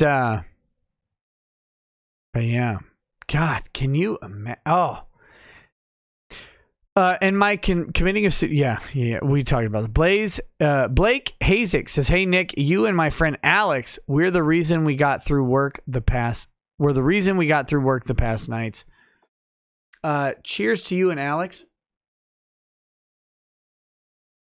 I don't know if Alex is a guy or a girl's name, because that's pretty ambiguous, but they seem like a good friend. Nova Zero says, yes, but we want more risky reviews too. Automata says, you should mayhap take some article suggestions. There's a Johnny Depp Fire Your Lawyers article that says basically the opposite of everything you believe. I think it'd be really funny to see you react to. I'm trying to do that in the shorter videos. When people are sending me article suggestions and story suggestions, I'm trying to incorporate them into the short videos that I'm doing. And I'm trying to do at least daily, if not 2 to 3 times daily. I want those to be the drivers for the subscription and views on the show, and these streams to be much more relaxed and fun, and then be shuffled off to an archive channel. And I'm working on getting that set up. It's not that the work is hard, it's that I'm trying to decide the best approach to it. But yes, if you guys are sending me articles, there's every possibility that they will be featured on a show. It's all just about what tickles my pickle. AGK says, personally, am a fan of shoot the poop type streams. Also looks like the county that has Seattle in it, closing all its correctional facilities. Also get Razor Fist back on for fun. Cheers, mate. I love that guy. Hashtag full homo. Let's do this. Oh, man. I put this in the wrong spot. Giggity. I put it in the wrong spot. Giggity. Here we go. Angry Baneling, I will upload something to it. I know. Kill notes. I did a stream with Razor Fist about Michael Jackson a while back. It was a fun stream. I love that guy. He's terrific. I won't ever wear eyeliner except... No, guys, I have a confession to make. I've had to wear eyeliner in my life. And if you need to call me a beta cuck because of it, I will accept it. But know that it was because I was forced to wear eyeliner because I was in public, plays, in stage performance. They make you wear eyeliner. So I hated every second of it, and I still hate every second of it. But again, people exist to mock and mock away. I'm gonna razor fist my damn wrists after this. Holy shit. This whiskey is... If this isn't a testament to how good 1792 whiskey is, I don't know what I could possibly do. 1792, awaiting your sponsorship. I'll buy all the bottles.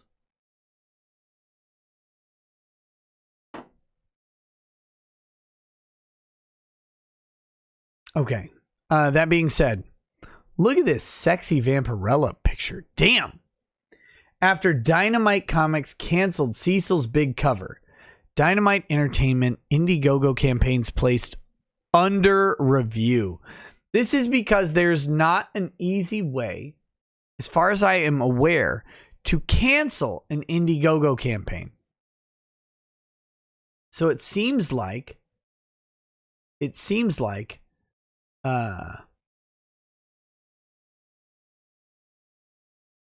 Dynamite has gone ahead and petitioned Indiegogo to place him under review, saying, presumably, I'm going to operate from this assumption. Let me operate from this assumption. The Dynamite CEO went around and said, like Sam Johnson would, I'm a giant beta, and I need this campaign removed. And if you guys want to know my inspiration for the Sam voice, first of all, it's his own fucking voice, which is just embarrassing. But the Sam Johnson voice, I draw my inspiration from the cheerleading athletics director at the college I went to. Her name was Natasha. She was not Russian or hot. Don't get any ideas about that.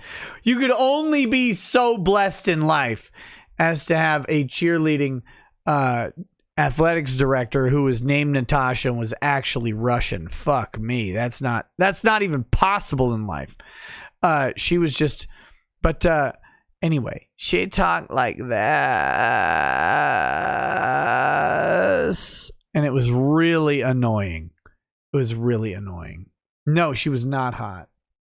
Not hot. But that's where my Sam Johnson voice comes from. It's also, again, he sounds like a woman. But yeah, placed under review. After Dynamite Comics canceled Cecil's big cover, a variant. By the way, guys, check out Bounding Into Comics.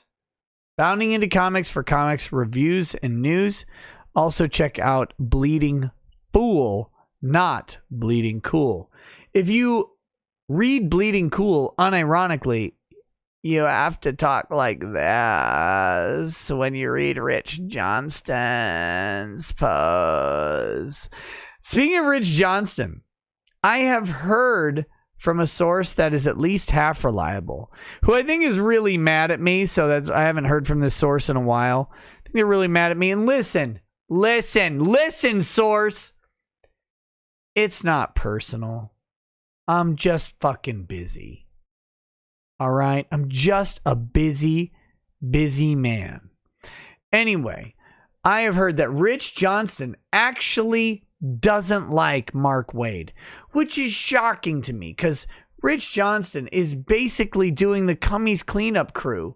That's 3Ks for all of you following at home, on Mark Waid's shit every day that I've seen. But apparently Rich Johnston is tired of Mark Waid's shit. So I don't know. I hope so. That makes it funnier. But just embarrassing if that's true. Embarrassing for Mark Waid, because if you can't get Rich Johnston to like you as a major comic artists. That sucks. And embarrassing for Rich Johnson, because if you like Mark Waid, you are seriously the definition of a simp. Okay. A variant for Vengeance of Vampirello, number 1. It appears all Dynamite Entertainment Indiegogo campaigns have been placed under review. Not only are they under review, they are no longer searchable on Indiegogo.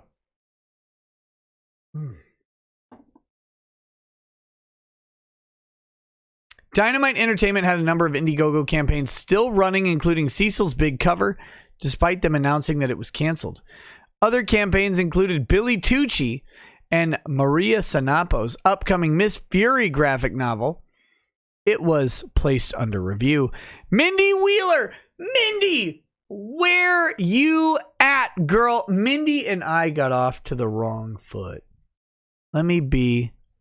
Let's do this. Let's do, someone said whiskey, 1792 confessions. Let's do this.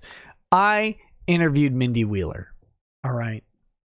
And in that interview, Mindy accused her and her weird husband's business partner of stealing shit from their business venture. That guy reached out to me. I said, sure, I'll have you on the show. Someone talks shit about you. You can have the same platform to answer. So I had that guy on the show. Then Mindy and what's her husband's name? Art or something? Dumb. I don't know what his name is. He's fucking crazy. I don't know which one it is.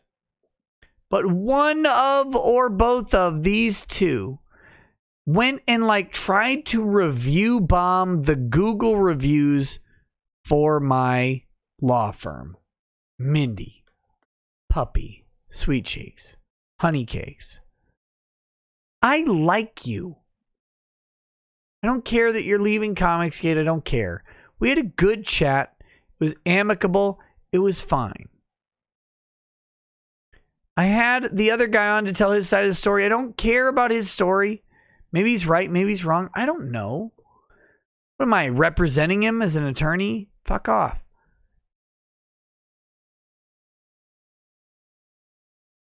You guys review bombed my Google reviews. Let me just help you out.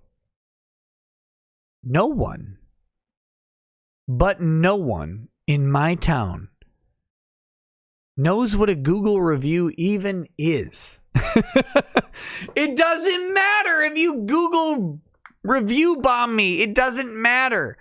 At the end of the day, I had the same amount of inquiries as before your weird Google review bomb.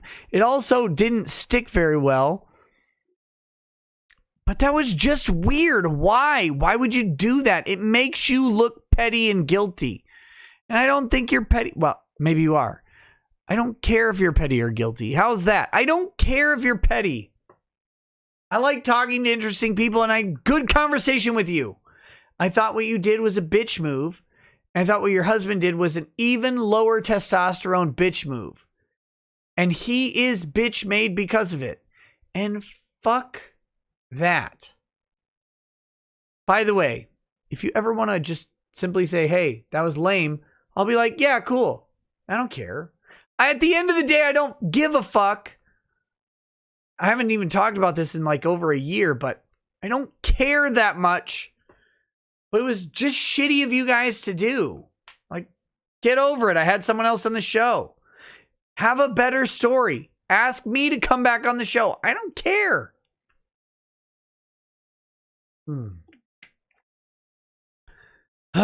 Anyway, that being said, heartfelt to Mindy Wheeler. Mindy.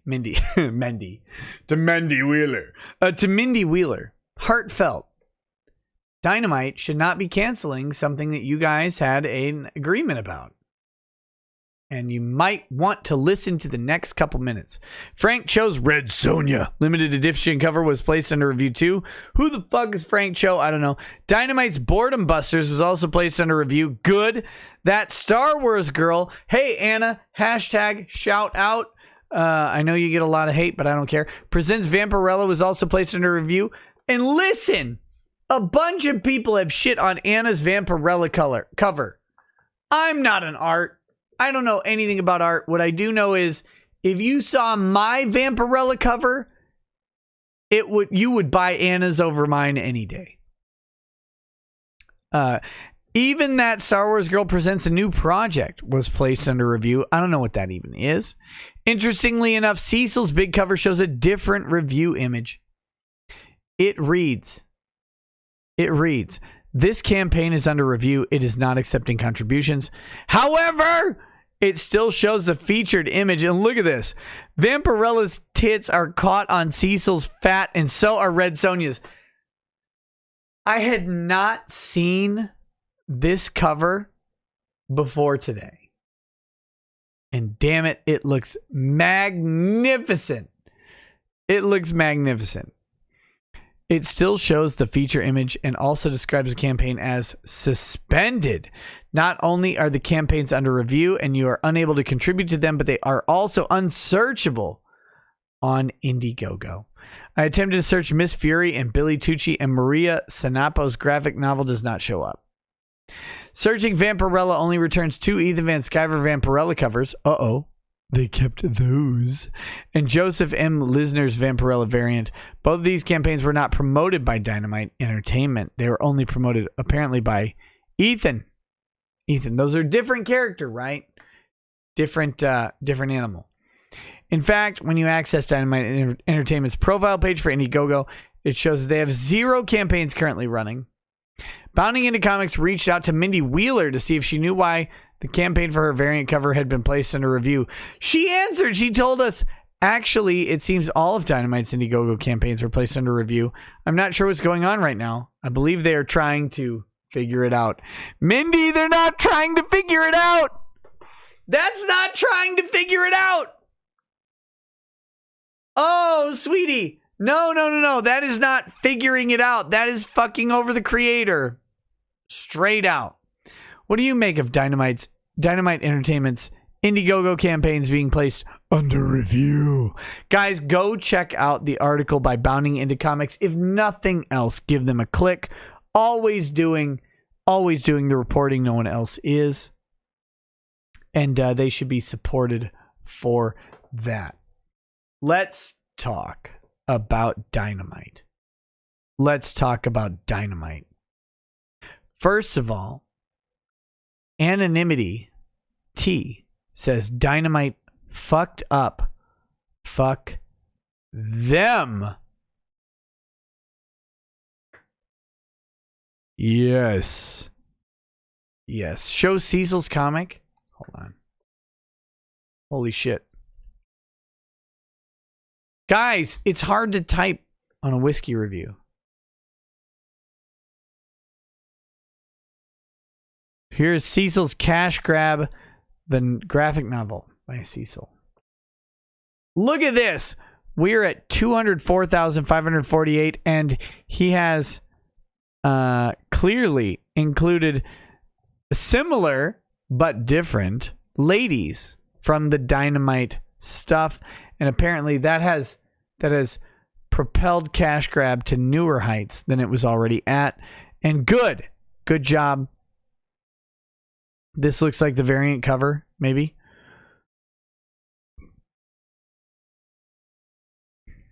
Hey, look. Is that supposed to be... Pull out centerfold poster of that Star Wars girl in every issue of Cash Grab. The human Cecilpede. That's disgusting. Horrifying, if you will. Ashcan, The Adventures of Dirtworm Doug. Look, I know, guys, that there is beef between Cecil and Doug TenNapel. I get it. I will say this. Oh, look at the gratuitous nipple here. I will say this over and over. Just because someone makes fun of or has an issue with one of my friends, Doug is my friend and I support him 1,000,000%. But that doesn't mean I'm going to go against some other creator because they have some issue unrelated to me. Okay?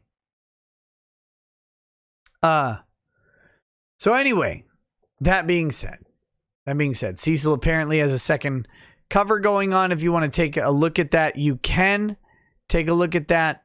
It's at 204,548. Let's talk about this with Dynamite, though. Dynamite appears to be in some form of breach of contract. Now, the questions are, will the states the creators are in enforce an unwritten contract? Or alternatively, what is necessary to show that a contract existed? What is a necessary amount of writing to have an enforceable contract? These are the questions we want. Now, why are these the questions we want? Because apparently the people partnering with Dynamite, as far as I can tell, may not have actually had written agreements. That means that think about this for a moment. These people are entering into 5- and 6-figure business agreements with a company that has necessarily more resources than most of them, without written, formalized agreements. All right? This is a pitfall of independent creations. This is an absolute pitfall in independent creation. Do not set yourself up for this. Do not enter into 5- and 6-figure and 7-figure, whatever it may be, deals just because you're an independent creator without putting the damn agreement in writing. Put it in writing. Put it on paper. Put it in emails. This is the contract. This is what we're agreeing to. Hi, we Dynamite undertake promotion of this licensed product for the purposes of promoting a product that will be mutually beneficial for creator and Dynamite. Whereas Dynamite agrees to accept 10% of total donations, whatever it is. Whereas creator agrees to accept 90% of total donations. Whereas creator is under obligation to create content. Whereas Dynamite is under obligation to promote said content in this way at this frequency on these social media platforms. Okay, do that. And in consideration is the license agreement to use said content. That's your initial part. The next part, you hammer out the compensation. Okay? Then you're going to hammer out a bunch of other shit that we're not going to go through. And we're going to get to this important point. Voidability, cancelability, severability. All right? Can we cancel this thing? Oh, you also want a non-disclosure agreement and a non-disparagement clause? You want Dynamite. Dynamite has disparaged Cecil, by the way. They didn't intend to. They didn't do it intentionally. It's not a big thing. Not like it's not like anything else. But think about this. Can Cecil, especially after Dynamite pulled his cover, is he more or less likely to get a deal with another comic label?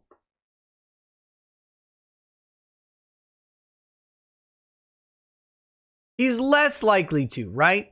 A major comic label like Dynamite has disassociated publicly with Cecil. Now, I know they went on and said it was mutual. That's all great. Who cares? Who cares? Fuck off with that. It doesn't matter. It doesn't matter what's said in public. What matters for creators is what happened in private, not which is what was said in public. Okay? And I don't know what happened in private between Cecil and Dynamite. I don't know. And it's not really relevant for this discussion. This discussion is about how you protect yourself. Okay? you need non-disparagement agreements put in there.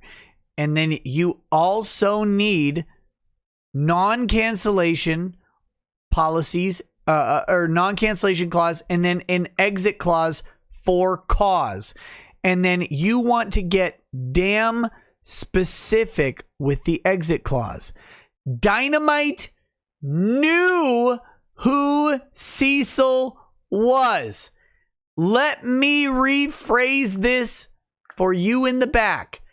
Dynamite Comics knew who Cecil was. Of course they did. They've been working with EVS for over a year, I believe. They've been working with other Comics Gate creators. It's kind of been half hush-hush, half not hush-hush.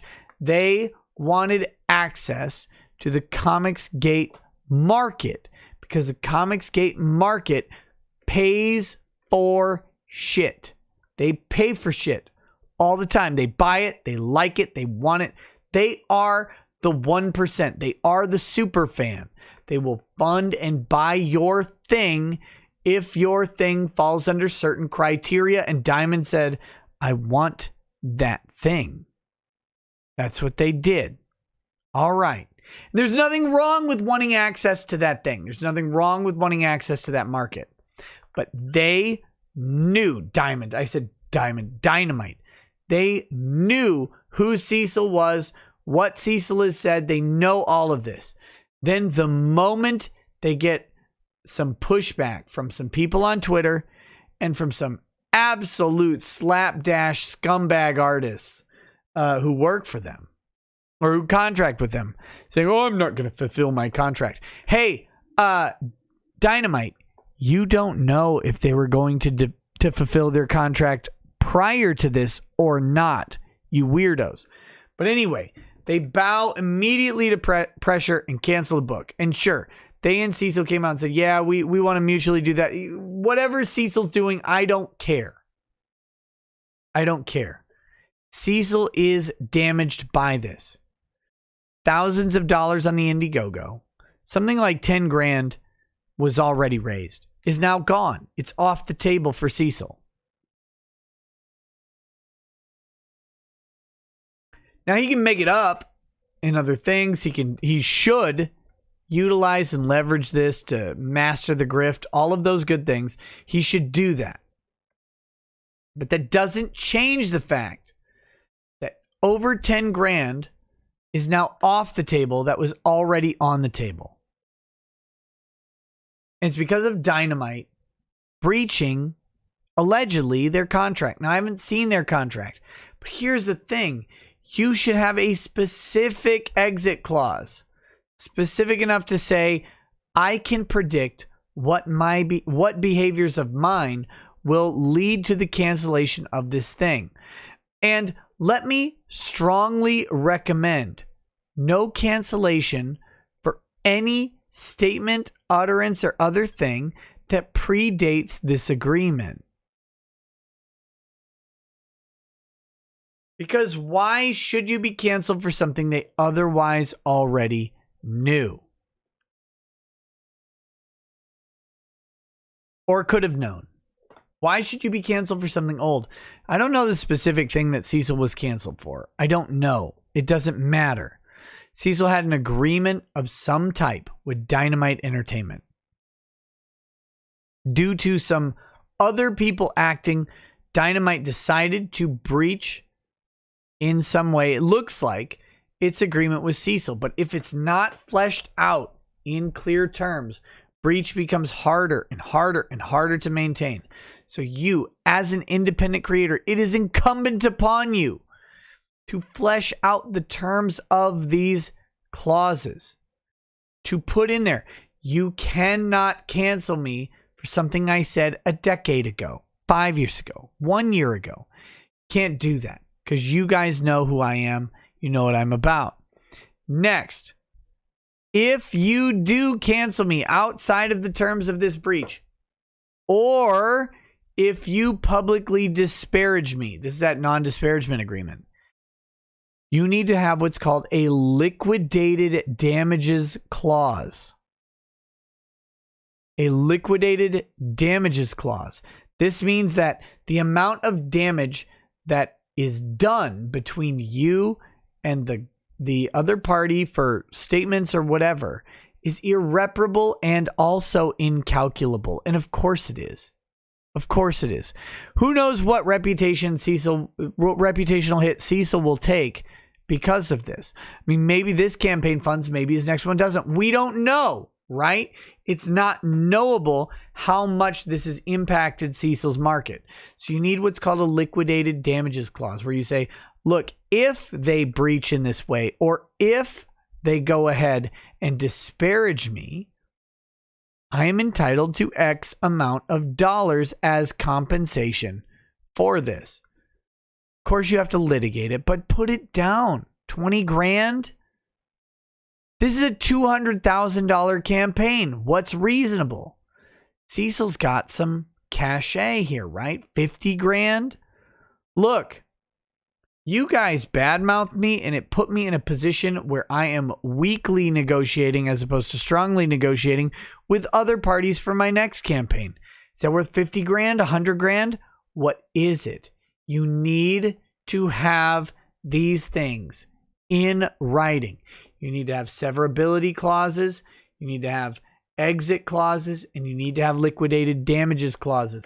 Make the terms of your exit from association with this company clear and unambiguous for your sake. And if they don't want to do it, you don't want to do business with them.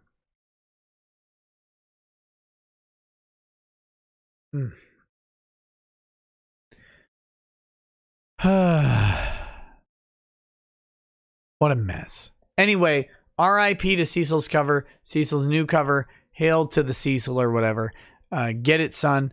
It looks the exact same, but with different coloring, which means that all female characters are just fucking generic, and that's great.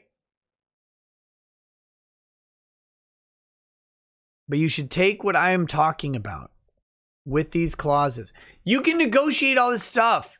Say, hey, I want to put it down on paper. I want to protect myself. I'm an up and coming thing. If they don't want to work with someone who wants to professionally pursue contracts, then they never did. They never did. So enter that negotiation. Hire representation if you've got it. If you've got the ability.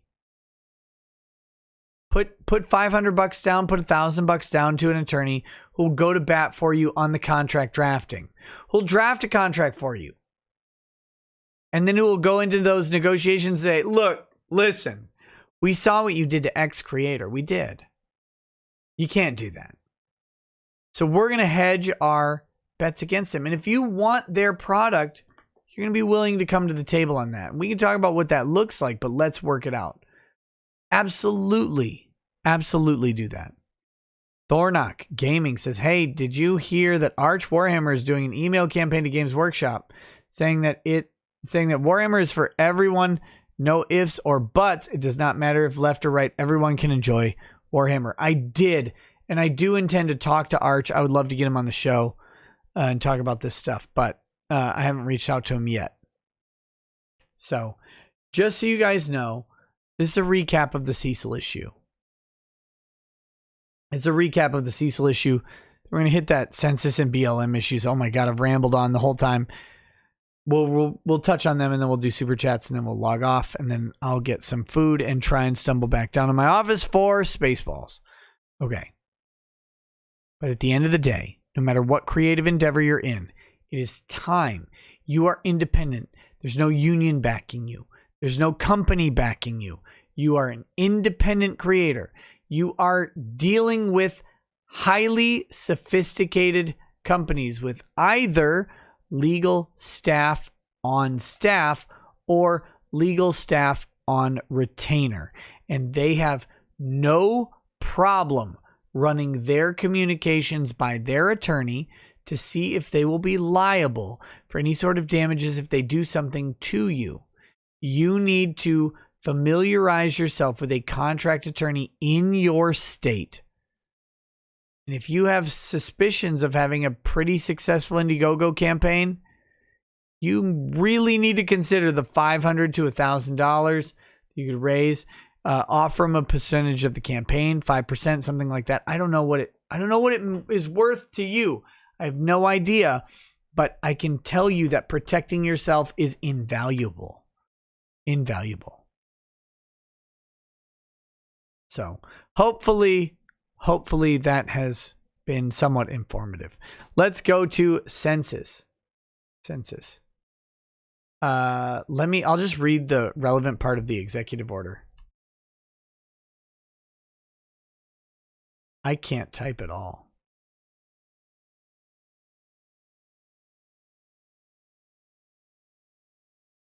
Nope.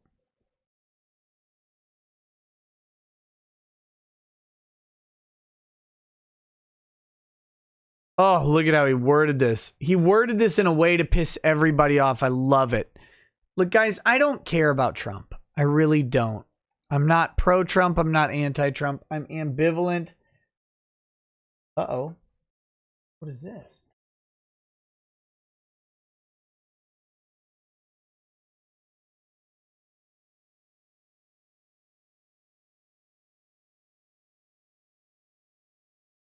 Someone just sent me some stuff on Mindy Wheeler. I'll have to look at it in a little bit. I'm not pro-Trump. I'm not anti-Trump. I find the man very interesting, but I also find him uninteresting outside of his executive orders and his official acts. I don't really care. Like, I don't follow him on Twitter. I don't read his tweets. Memorandum on excluding illegal aliens from the apportionment base following the 2020 census. So here's the background talking about, this is really actually interesting, even though I'm not going to read it. I encourage you to go read this. Congress conducts the census, okay? This is a summary of this. Congress conducts the census and has all authority to do so.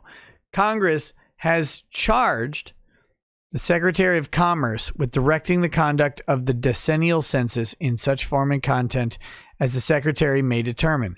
This means that Congress passed a law giving the Secretary of Commerce, aka the executive branch, the authority to determine the form and content of the census.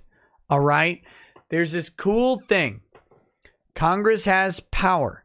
Congress can freely delegate that power to another branch of government. However, when the other branch of government uses that power in a way that Congress doesn't like, they don't get to just undo it automatically.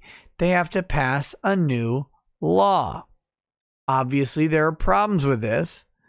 Passing a law is passing a law, right? But they don't get a legislative veto. That much is for sure. So these guys decided at some point, they're like, we don't really want to actually do the census, though. We would prefer if someone at the executive branch did it, particularly the Secretary of Commerce. They can just deal with all of it, and then they can just tell us what the damn count is, right? Delegate like shit. That being said, once the Secretary of Commerce collects the numbers, is up to the president. Specifically, here it is. The president, by law, makes the final determination regarding the whole number of persons in each state, which determines the number of representatives to be apportioned to each state, and transmits these determinations and accompanying census data to the Congress. Congress has provided that it is the president's personal transmittal of the report to Congress that settles the apportionment of representatives among the states, and the president's discretion to settle the apportionment is more than ceremonial or ministerial and is essentially to the integrity of the process. So Congress gave Trump the power years and years ago without thinking. They gave Trump the power to determine the final vote. Trump's like, look, I was in California. I only saw about 8 people there. There couldn't be more than 30. That's what he decides. And they have to challenge it on all sorts of grounds, but they chose it. And more importantly, they gave the executive the power to determine who gets counted. And if you think it's improper for certain people to be counted and certain people to not be counted, maybe. It might be improper. But know that there's legal standing to count people or not count people, as it were. Going back all the way to the founding, we decided that black people were only worth 3/5 of a white person for the purposes of apportionment. That's important precedent here. The 3/5 compromise was only and solely related to apportionment. How many reps do you get? Well, they'll just buy a bunch of slaves and bring them here so there's more representatives. Well, then we want them to be not worth the same as other people. So now, Trump has said that individual aliens with an undocumented or illegal status cannot be counted for the purposes of apportionment. Now, this goes through a whole thing. I really do encourage you to read this, mainly because executive orders are good legal writing. Trump had barely anything to do with this. Barely anything at all. This would have been written by White House staff attorneys, and it's some of the better legal writing that you'll find. It's concise. It's free of typos or whatever. It is logical. It may not be right. It is important to know that presidential memoranda can be wrong. Famously, George Bush, George H. Bush, he has a presidential memorandum from the White House counsel that says that waterboarding is not torture. We now know that waterboarding is torture under the rules of the court. Whatever you think about that doesn't matter because it is torture. But he has great legal writers saying it's not torture. These are fantastic attorneys and they do a great job of legal writing. But that being said, go read the order and see what it says. It excludes unlawful aliens from the apportionment base following the 2020 census. And importantly, they have determined that, let's see. Look at this. Current estimates suggest that one state is home to more than 2.2 million illegal aliens, constituting more than 6% of the state's entire population. Including these illegal aliens in the population of the state for the purpose of apportionment could result in the allocation of 2 or 3 more congressional seats than would otherwise be allocated. This is vitally important. Both directions, both political leanings. On one hand, you say apportionment should be representing people who are here legally under legal status, right? Like that makes sense. Your representatives should be representing the legal status people. On the other hand, the representatives should represent whomever is under their jurisdiction. And illegal aliens, undocumented people, are under the jurisdiction of the locality in which they are located. So therefore, we can see it both ways. You've got, we want representatives representing citizens and civilians of this country who are legally statused. And then the other thing is, well, if they're under their jurisdiction, maybe they should be represented. But of course, the complicating factor in all of this are the idea of sanctuary cities and the fact that California has more than one large sanctuary city. And those sanctuary cities are an invitation to break federal law for the benefit of the state. How will this play out in court? Because this is going to be challenged. It should fall on the feds. It should fall to the feds The Fed should have the authority to determine who is a citizen and therefore who is, or a legal resident or a legally status person, and therefore who is entitled to representation under the system. Though they allow the states to determine the nature of that representation as far as the presidents go, right? Like you pick your electors and determine how they're handled, states. That doesn't really matter here because the states cannot be allowed to, this is a federal government perspective, cannot be allowed to subvert federal law by artificially increasing their population by specifically advertising protection and special rights for unlawful immigrants. That's the gist of it. That's the gist of it. And it's a really interesting question. I think the Fed should win here, but I don't know if they will. And the questions we have to ask ourselves as we align with this is, who do we want representation to appear for? Right? Like our country was founded on the idea of no representation, no taxation without sufficient representation. Fine.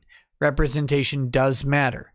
But our country was also founded on the idea that the only people who had representation were basically landowning males who could vote. That's it. Specifically white men. So we have to determine if our today is sufficiently attenuated from yesterday and if that matters. So anyway, that's a brief summary on the census thing. I got to do the Black Lives Matter thing. I'm a little toasted, man. Not going to lie. This is good whiskey. This is good whiskey. Little warm. Little warm for the wear on the whiskey. I'm probably just hungry because I haven't really eaten anything. Let's have a little more whiskey. Then we'll wrap up the show. Then we'll do Spaceballs.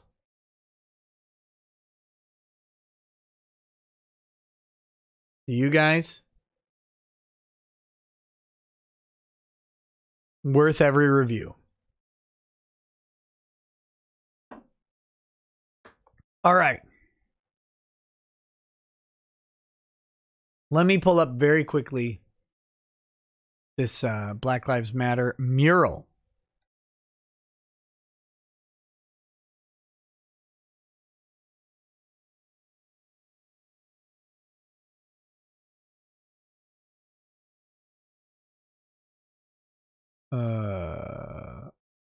Oh my goodness. Here we go.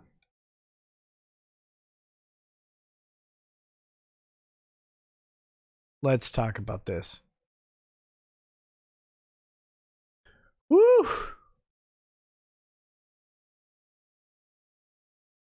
Dang, I need a coffee table to awkwardly dance on while ripping my clothes off and then fall to my unconsciousness. California City washes away BLM mural after Trump supporter requests MAGA 2020 display. Number of cities have allowed residents to paint their own Black Lives Matter mural. Some even commissioned the painting on city streets.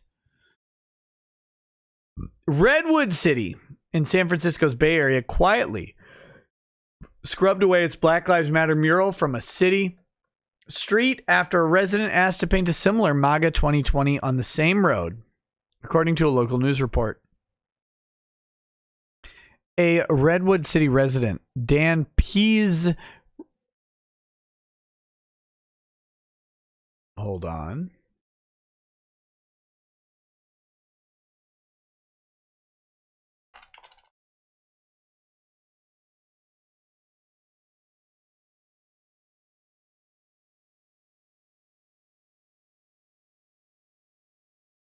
Dang. Let's see if I can find him. Is him? No. It is. Here it is. He's on Facebook. Do you guys want to see this guy?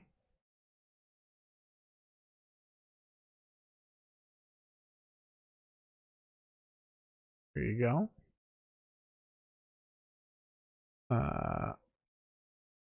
Daniel Pease on Facebook.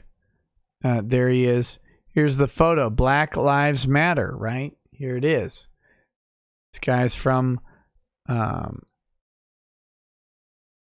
mean, somehow it said Redwood, California when I searched for him. So I assume this is him. But anyway.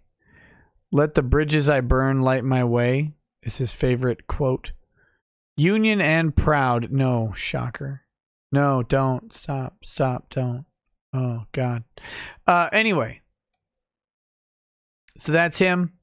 And the Black Lives Matter thing. He received permission from the city officials to paint Black Lives Matter on Broadway Street as part of the 4th of July public art celebration, according to KPIX 5. City officials even supplied him with the yellow poster paint to make the mural. Oh, did they? Oh, did they?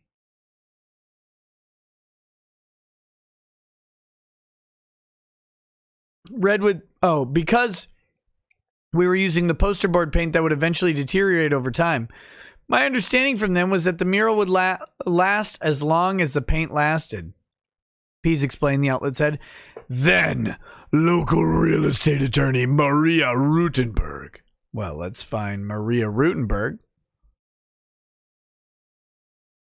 Shall we?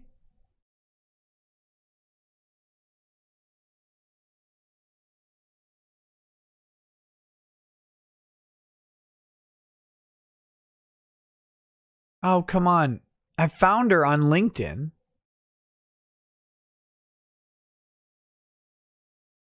Sign in.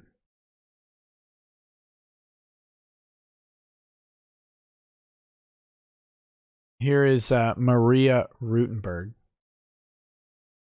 Guys, I have a LinkedIn. I never, ever go on it. If you try and go away. Go. Damn it. Hold on. If you try and talk to me on LinkedIn, it will never happen. I hate it. Attorney at law in Peninsula Company, San Francisco Bay Area. Here is Maria Rutenberg. It's a weird sort of picture. There you go. And here, this is who she is, apparently. She has lots of endorsements and connections in some languages. French and Russian. Oh my God, she's hilarious. Automatically. Okay. Who reasoned that the street was now a public forum, asked the city if she could paint her own MAGA 2020 sign on the same street. Same street. I saw Black Lives Matter sign appearing on Broadway Street on the asphalt, and I figured that's going to be a new public space open for discussion. And I wanted to get my message out too, Rutenberg said. What is Je vois Black Lives Matter sign. Oh God, my French is too rusty. Damn it. I don't speak Russian either. The city did not respond, but promptly removed the Black Lives Matter mural, the news outlet said. They said the sign was a traffic hazard and might cause accidents. Oh, sure. Sure they did. Sure they did. Pease said he doesn't believe Black Lives Matter to be a political statement. Of fucking course it is. What else would it be than a political statement?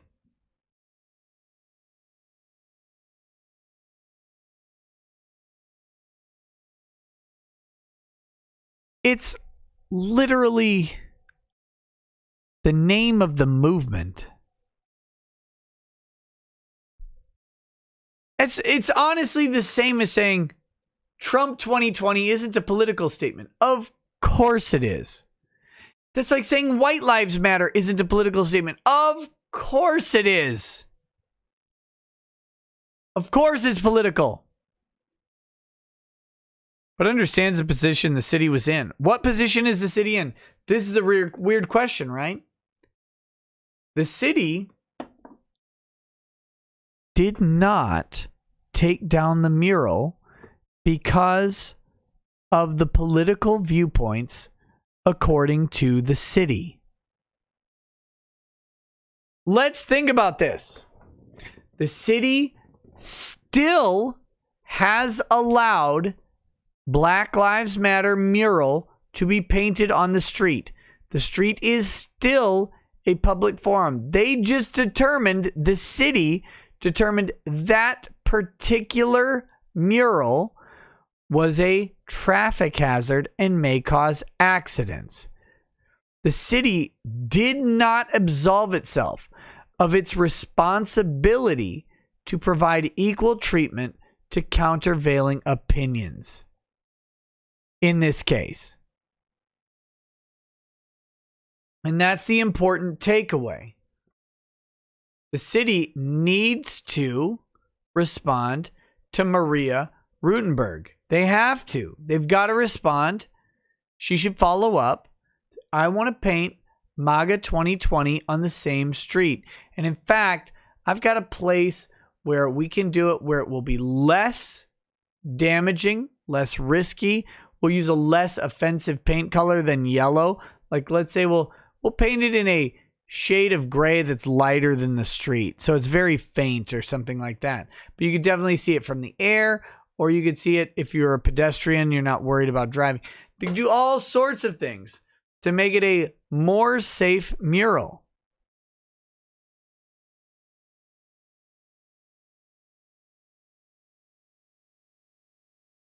Is Cecil in the chat?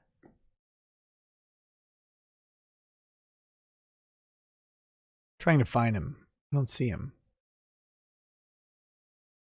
Anyway, Cecil, if you're in the chat, hey buddy, what's up?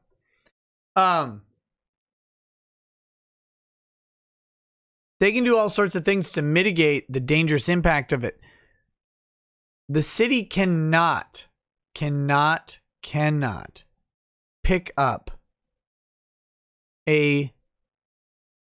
pick viewpoint. Anna Chat is mad at me? Why? What did I do? You're watching on that Star Wars Girls channel? Hi guys. Thanks for watching. Why would you guys be mad at me? What did I do wrong? I'm not nude enough? Well, damn. Anyway, I know what I did. You should know this. I'm like the nicest, most lovable person on the planet. Damn it. Called comic book women generic. I didn't call comic book women generic. Okay, anyway, let's focus, Nick. Focus. Here I am. My integrity's under attack.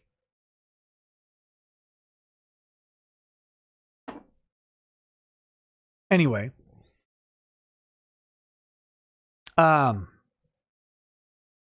Nick is flat justice. Okay, here let's wrap up this topic because I've got a lot to drink in me and we need to get to Spaceballs. We got to get to Spaceballs. Okay. The long and short of this is the city, by giving the reason right here. The sign was a traffic hazard and might cause accidents. Has now determined, though, that it will allow properly permitted political speech on its streets. Because they can't engage in viewpoint-based discrimination. If they want to get into content-based discrimination, say that no political messages should be on streets, they could say that. They have not said that. They said that this sign was a traffic hazard and might cause accidents. Presumably, there is a sign. Presumably, there is a sign that would be less hazardous. Maybe I'm suspected of doxing. It's still under review. Who on earth have I doxed? Oh my God. Everybody out there right now should be going ahead. If your city has a Black Lives Matter street sign or a pride flag crosswalk or something. You should be out there if you want to engage in political discourse. If you want to do that, engage it and say, I want my thing out there, and make it overtly political. Absolutely do it. If you don't want to engage in political discourse, don't. Of course not. I never suggest people engage in speech that they don't want to engage in. But if you do it. They have an obligation to not mitigate the viewpoint. They can try and mitigate the content itself, but to do that, they have to pass strict scrutiny, and it's very hard. And of course, their argument will be that any sign on the road would be violative of people's rights to a fair and safe roadway. Therefore, we took it off, blah, blah, blah, blah. And we can just go ahead and show all of the shit that's on roads and say, no, it doesn't really bother anybody. And you can make political statements. But that's the argument to have. They have to.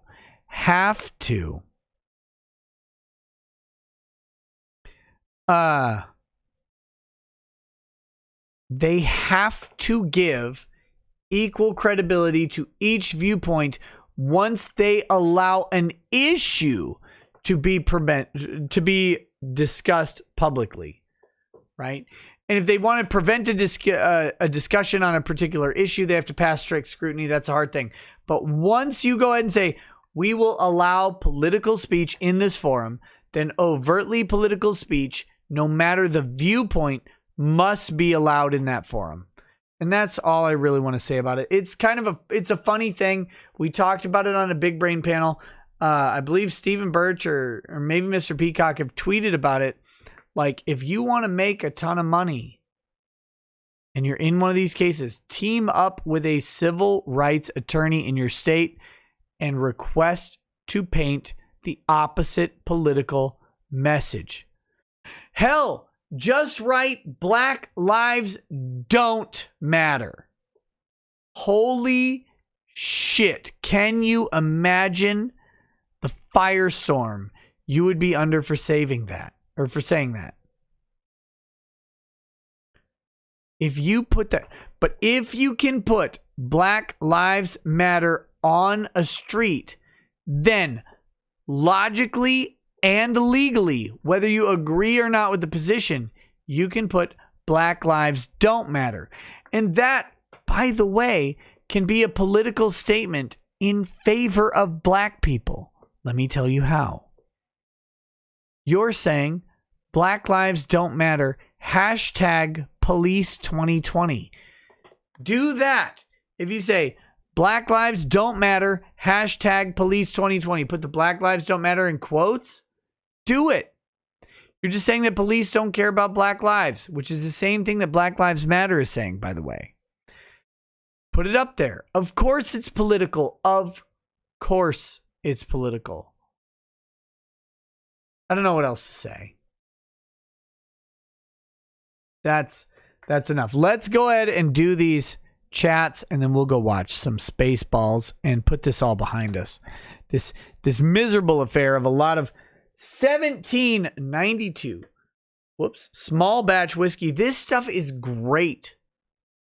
I like it more and more with every drink. No, honestly, drunkenness aside, this is a great, smooth, well-balanced whiskey. They say it's brash and bold. It's not brash and bold, and it fucking shouldn't be. It's just good. It's a good whiskey for people to try out. Have it. Go buy a bottle today. Okay, we've got I am too tired. I am too tired for this. Says, toss a coin to your Nick Gurr O'Valley of Plenty. Who's a Nick Gurr? I don't know who that is. The Dragon's Treasure says, when my tea store finally opens, I plan on having a funny sign outside that said, no orcs allowed. Now I can't do that because I guess I'll be racist. R.I.P. to your sign, buddy. F's in chat for the no orcs allowed sign.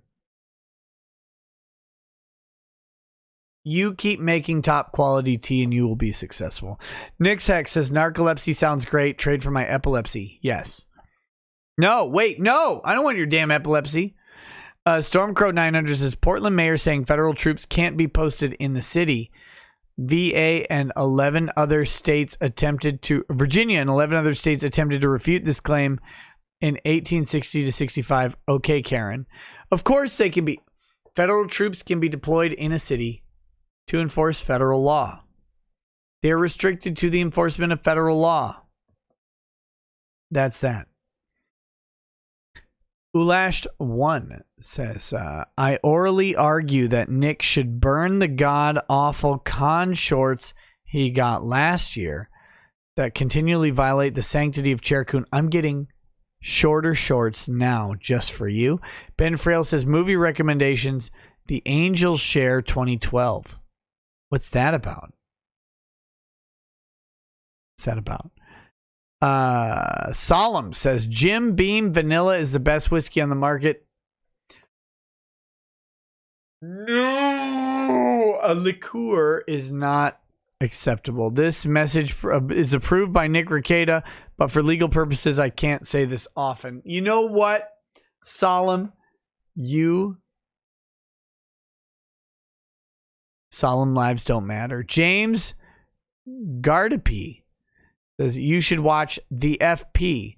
It's set in a low-budget post-apocalypse where territory is fought over by playing a Dance Dance Revolution knockoff. That sounds terrible. Ninja Work 111 says, why does Phantom Lord have a case? It's just terms of service. If the terms of service are unconscionable, then he has a case. Whether or not they are is up to the court. But part of Twitch's terms of service were already ruled unconscionable in that suit. The ones where they said they were limited to $50,000 in damages. Court's like, no. You don't get to limit your damages. Blake Hazix says, it's okay, my boy. Take the love we give you. You get more money then. Got you wife and your dank gaming PC. Blake, thank you. I do appreciate it. I really do. The love and the money both go towards supporting the show and helping me keep doing this, which I love to do. Bad Vibe says, Biden honorary member of NAMBLA. Mr. Obi-Wan 2020 says, New York City even paid for their Black Lives Matter mural and stationed 27 NYPD to protect it from vandalism. Civil rights attorneys are going to have a field day. Do it! Do it, pussies! Do it! Do it! Get out there and civil rights the shit out of that. Rothguar says, first time super chat. Hell yes! Hey, welcome. Thank you for super chatting. Now that your cherry is popped, may you chat many times. Hyrule 47 says, dude, just be here is all we ask. I will try. I don't like canceling shows. I really don't. Thought about canceling tonight. My throat is kind of a wreck, but we're gonna soldier on because it's getting better. Blake Hazek says, hell yeet. Zoomer noises. Cemetery Lady says, drunk and loose shows are best shows. Angie says, doing HW while you ramble. Do more of these. Thank you. Homework. Oh, HW's homework. Where are we? Oh, there we go. Madman Chris 49 says, sing Barbie Girl in lemon voice.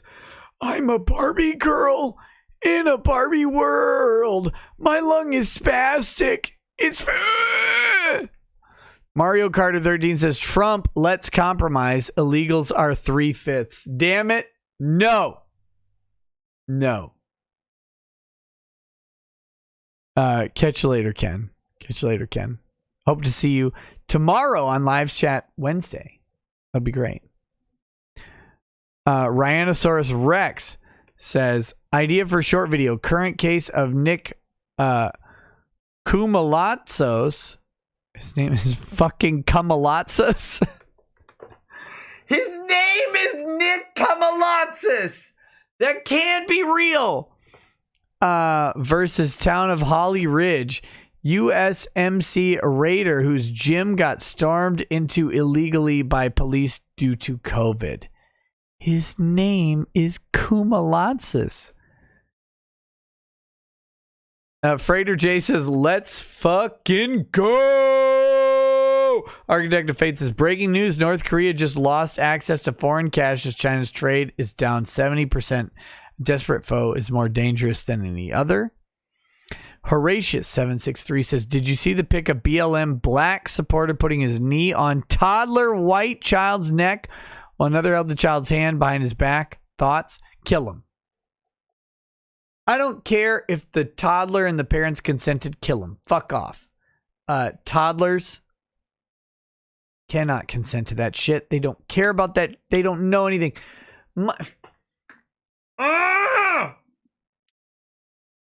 Guys, I have a toddler. I've had 4 toddlers before this toddler. I look on the face of my current toddler and I see the innocence and joy of everything. I go outside for 30 minutes and I walk back in and my toddler comes running from the other room and says, "Hi, Dad. Hi. I don't know where you went." And I can't imagine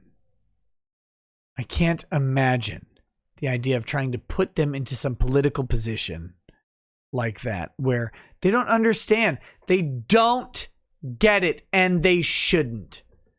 World is magic to them. And if you harm a toddler with your political agenda, you should eat all of the hand grenades and shit out the pins and then explode like the pile of garbage that you are. Automata says, everything is politics. Wait, no, not that. No, everything is. Even the things I say aren't. Angry Hydralist says, have some cheap currency for doing a fun stream, Nick. Also get back to Dark Souls trilogy, you boomer. There are no spiral staircases in Sekiro. God, fucking hate Sekiro. Polyfrog64 says, I'd make mine say all lives matter because it's true. Miss the stream, but keep doing what you do best. And Nick, you're the light in the darkness. You're a light in the darkness. Keep it up. Polyfrog, back at you, buddy. Thank you. And Dabster McDabberton says, love these drunken chat / whiskey reviews. Do another show with Hard Bastard. I like that guy. I'd love to have him on again. I'll have to reach out. Spank Daddy says, yo, Nick, when are we getting that Second Amendment stream? I don't know. Also, what do you think the likelihood of SCOTUS taking a constitutional carry case anytime soon is? Fucking lower by the day. Lower by the day. The last one that they didn't take, the reporters were like, well, but there's like 5 others that they might take. And then they didn't take those either. So, God, it's low likelihood, man. As my black homie Clarence Thomas said, the Second Amendment is a stepchild right in this court. Barack Obama says, can we get another soft N-word like that first whiskey review? No. No. Burial Bams, you cannot entice me, you foul temptress. All right, guys. That's it for the show tonight. I'm going to try and get on to the Twitch stream in a couple minutes. And I will be getting some food. I suggest you get some food. But I really need the food because too much whiskey. Tamara Holloway says, Alaska under tsunami warning after 7.8 quake. Holy shit. Hashtag big ups and hard prayers to Alaska. May you guys be safe up there. All right, guys. Spaceballs followed by something schlocky. Let's end the show. Here comes that sick outro. Thank you for joining me tonight. Have a good night. Peace. Peace. Oh, I muted the wrong one. I'm such a boomer. Damn it.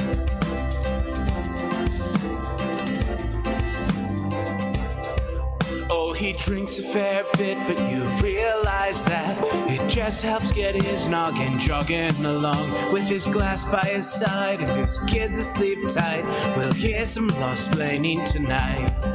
With his microphone muted, we'll laugh at this boomer until he explains it's all part of the plan. What watch his face become redder as he becomes meta, raging at idiots from Twitterland. From the white shores of Maine to the hills of Glenlivet, there's no one who explains the law better than Nick. So pour out a glass for the ones who have passed to make the law what we have now. Oh, his lady is fair, and she handles herself with the grace of one who has borne many children. As the wife of a lawman, she makes sure that he has the time and the place to provide for them there. So pour out an Ardbeg, a Balmore, a Lafroig, the spirits flow as the ones who get unemployed. So pour out a glass for the tea post on Twitter as we hear Lost Planning tonight. From the white shores of Nairn to the hills of Glenlivet, there's no one who explains the law better than Nick. So pour out a glass for the ones who have passed to make the law what we have now. Oh, the guests are all plentiful, from Doug T to Drexel. They bring their perspective and spice to the mix. But the reason we're here and the one that we cheer is the one who is showcasing us his career.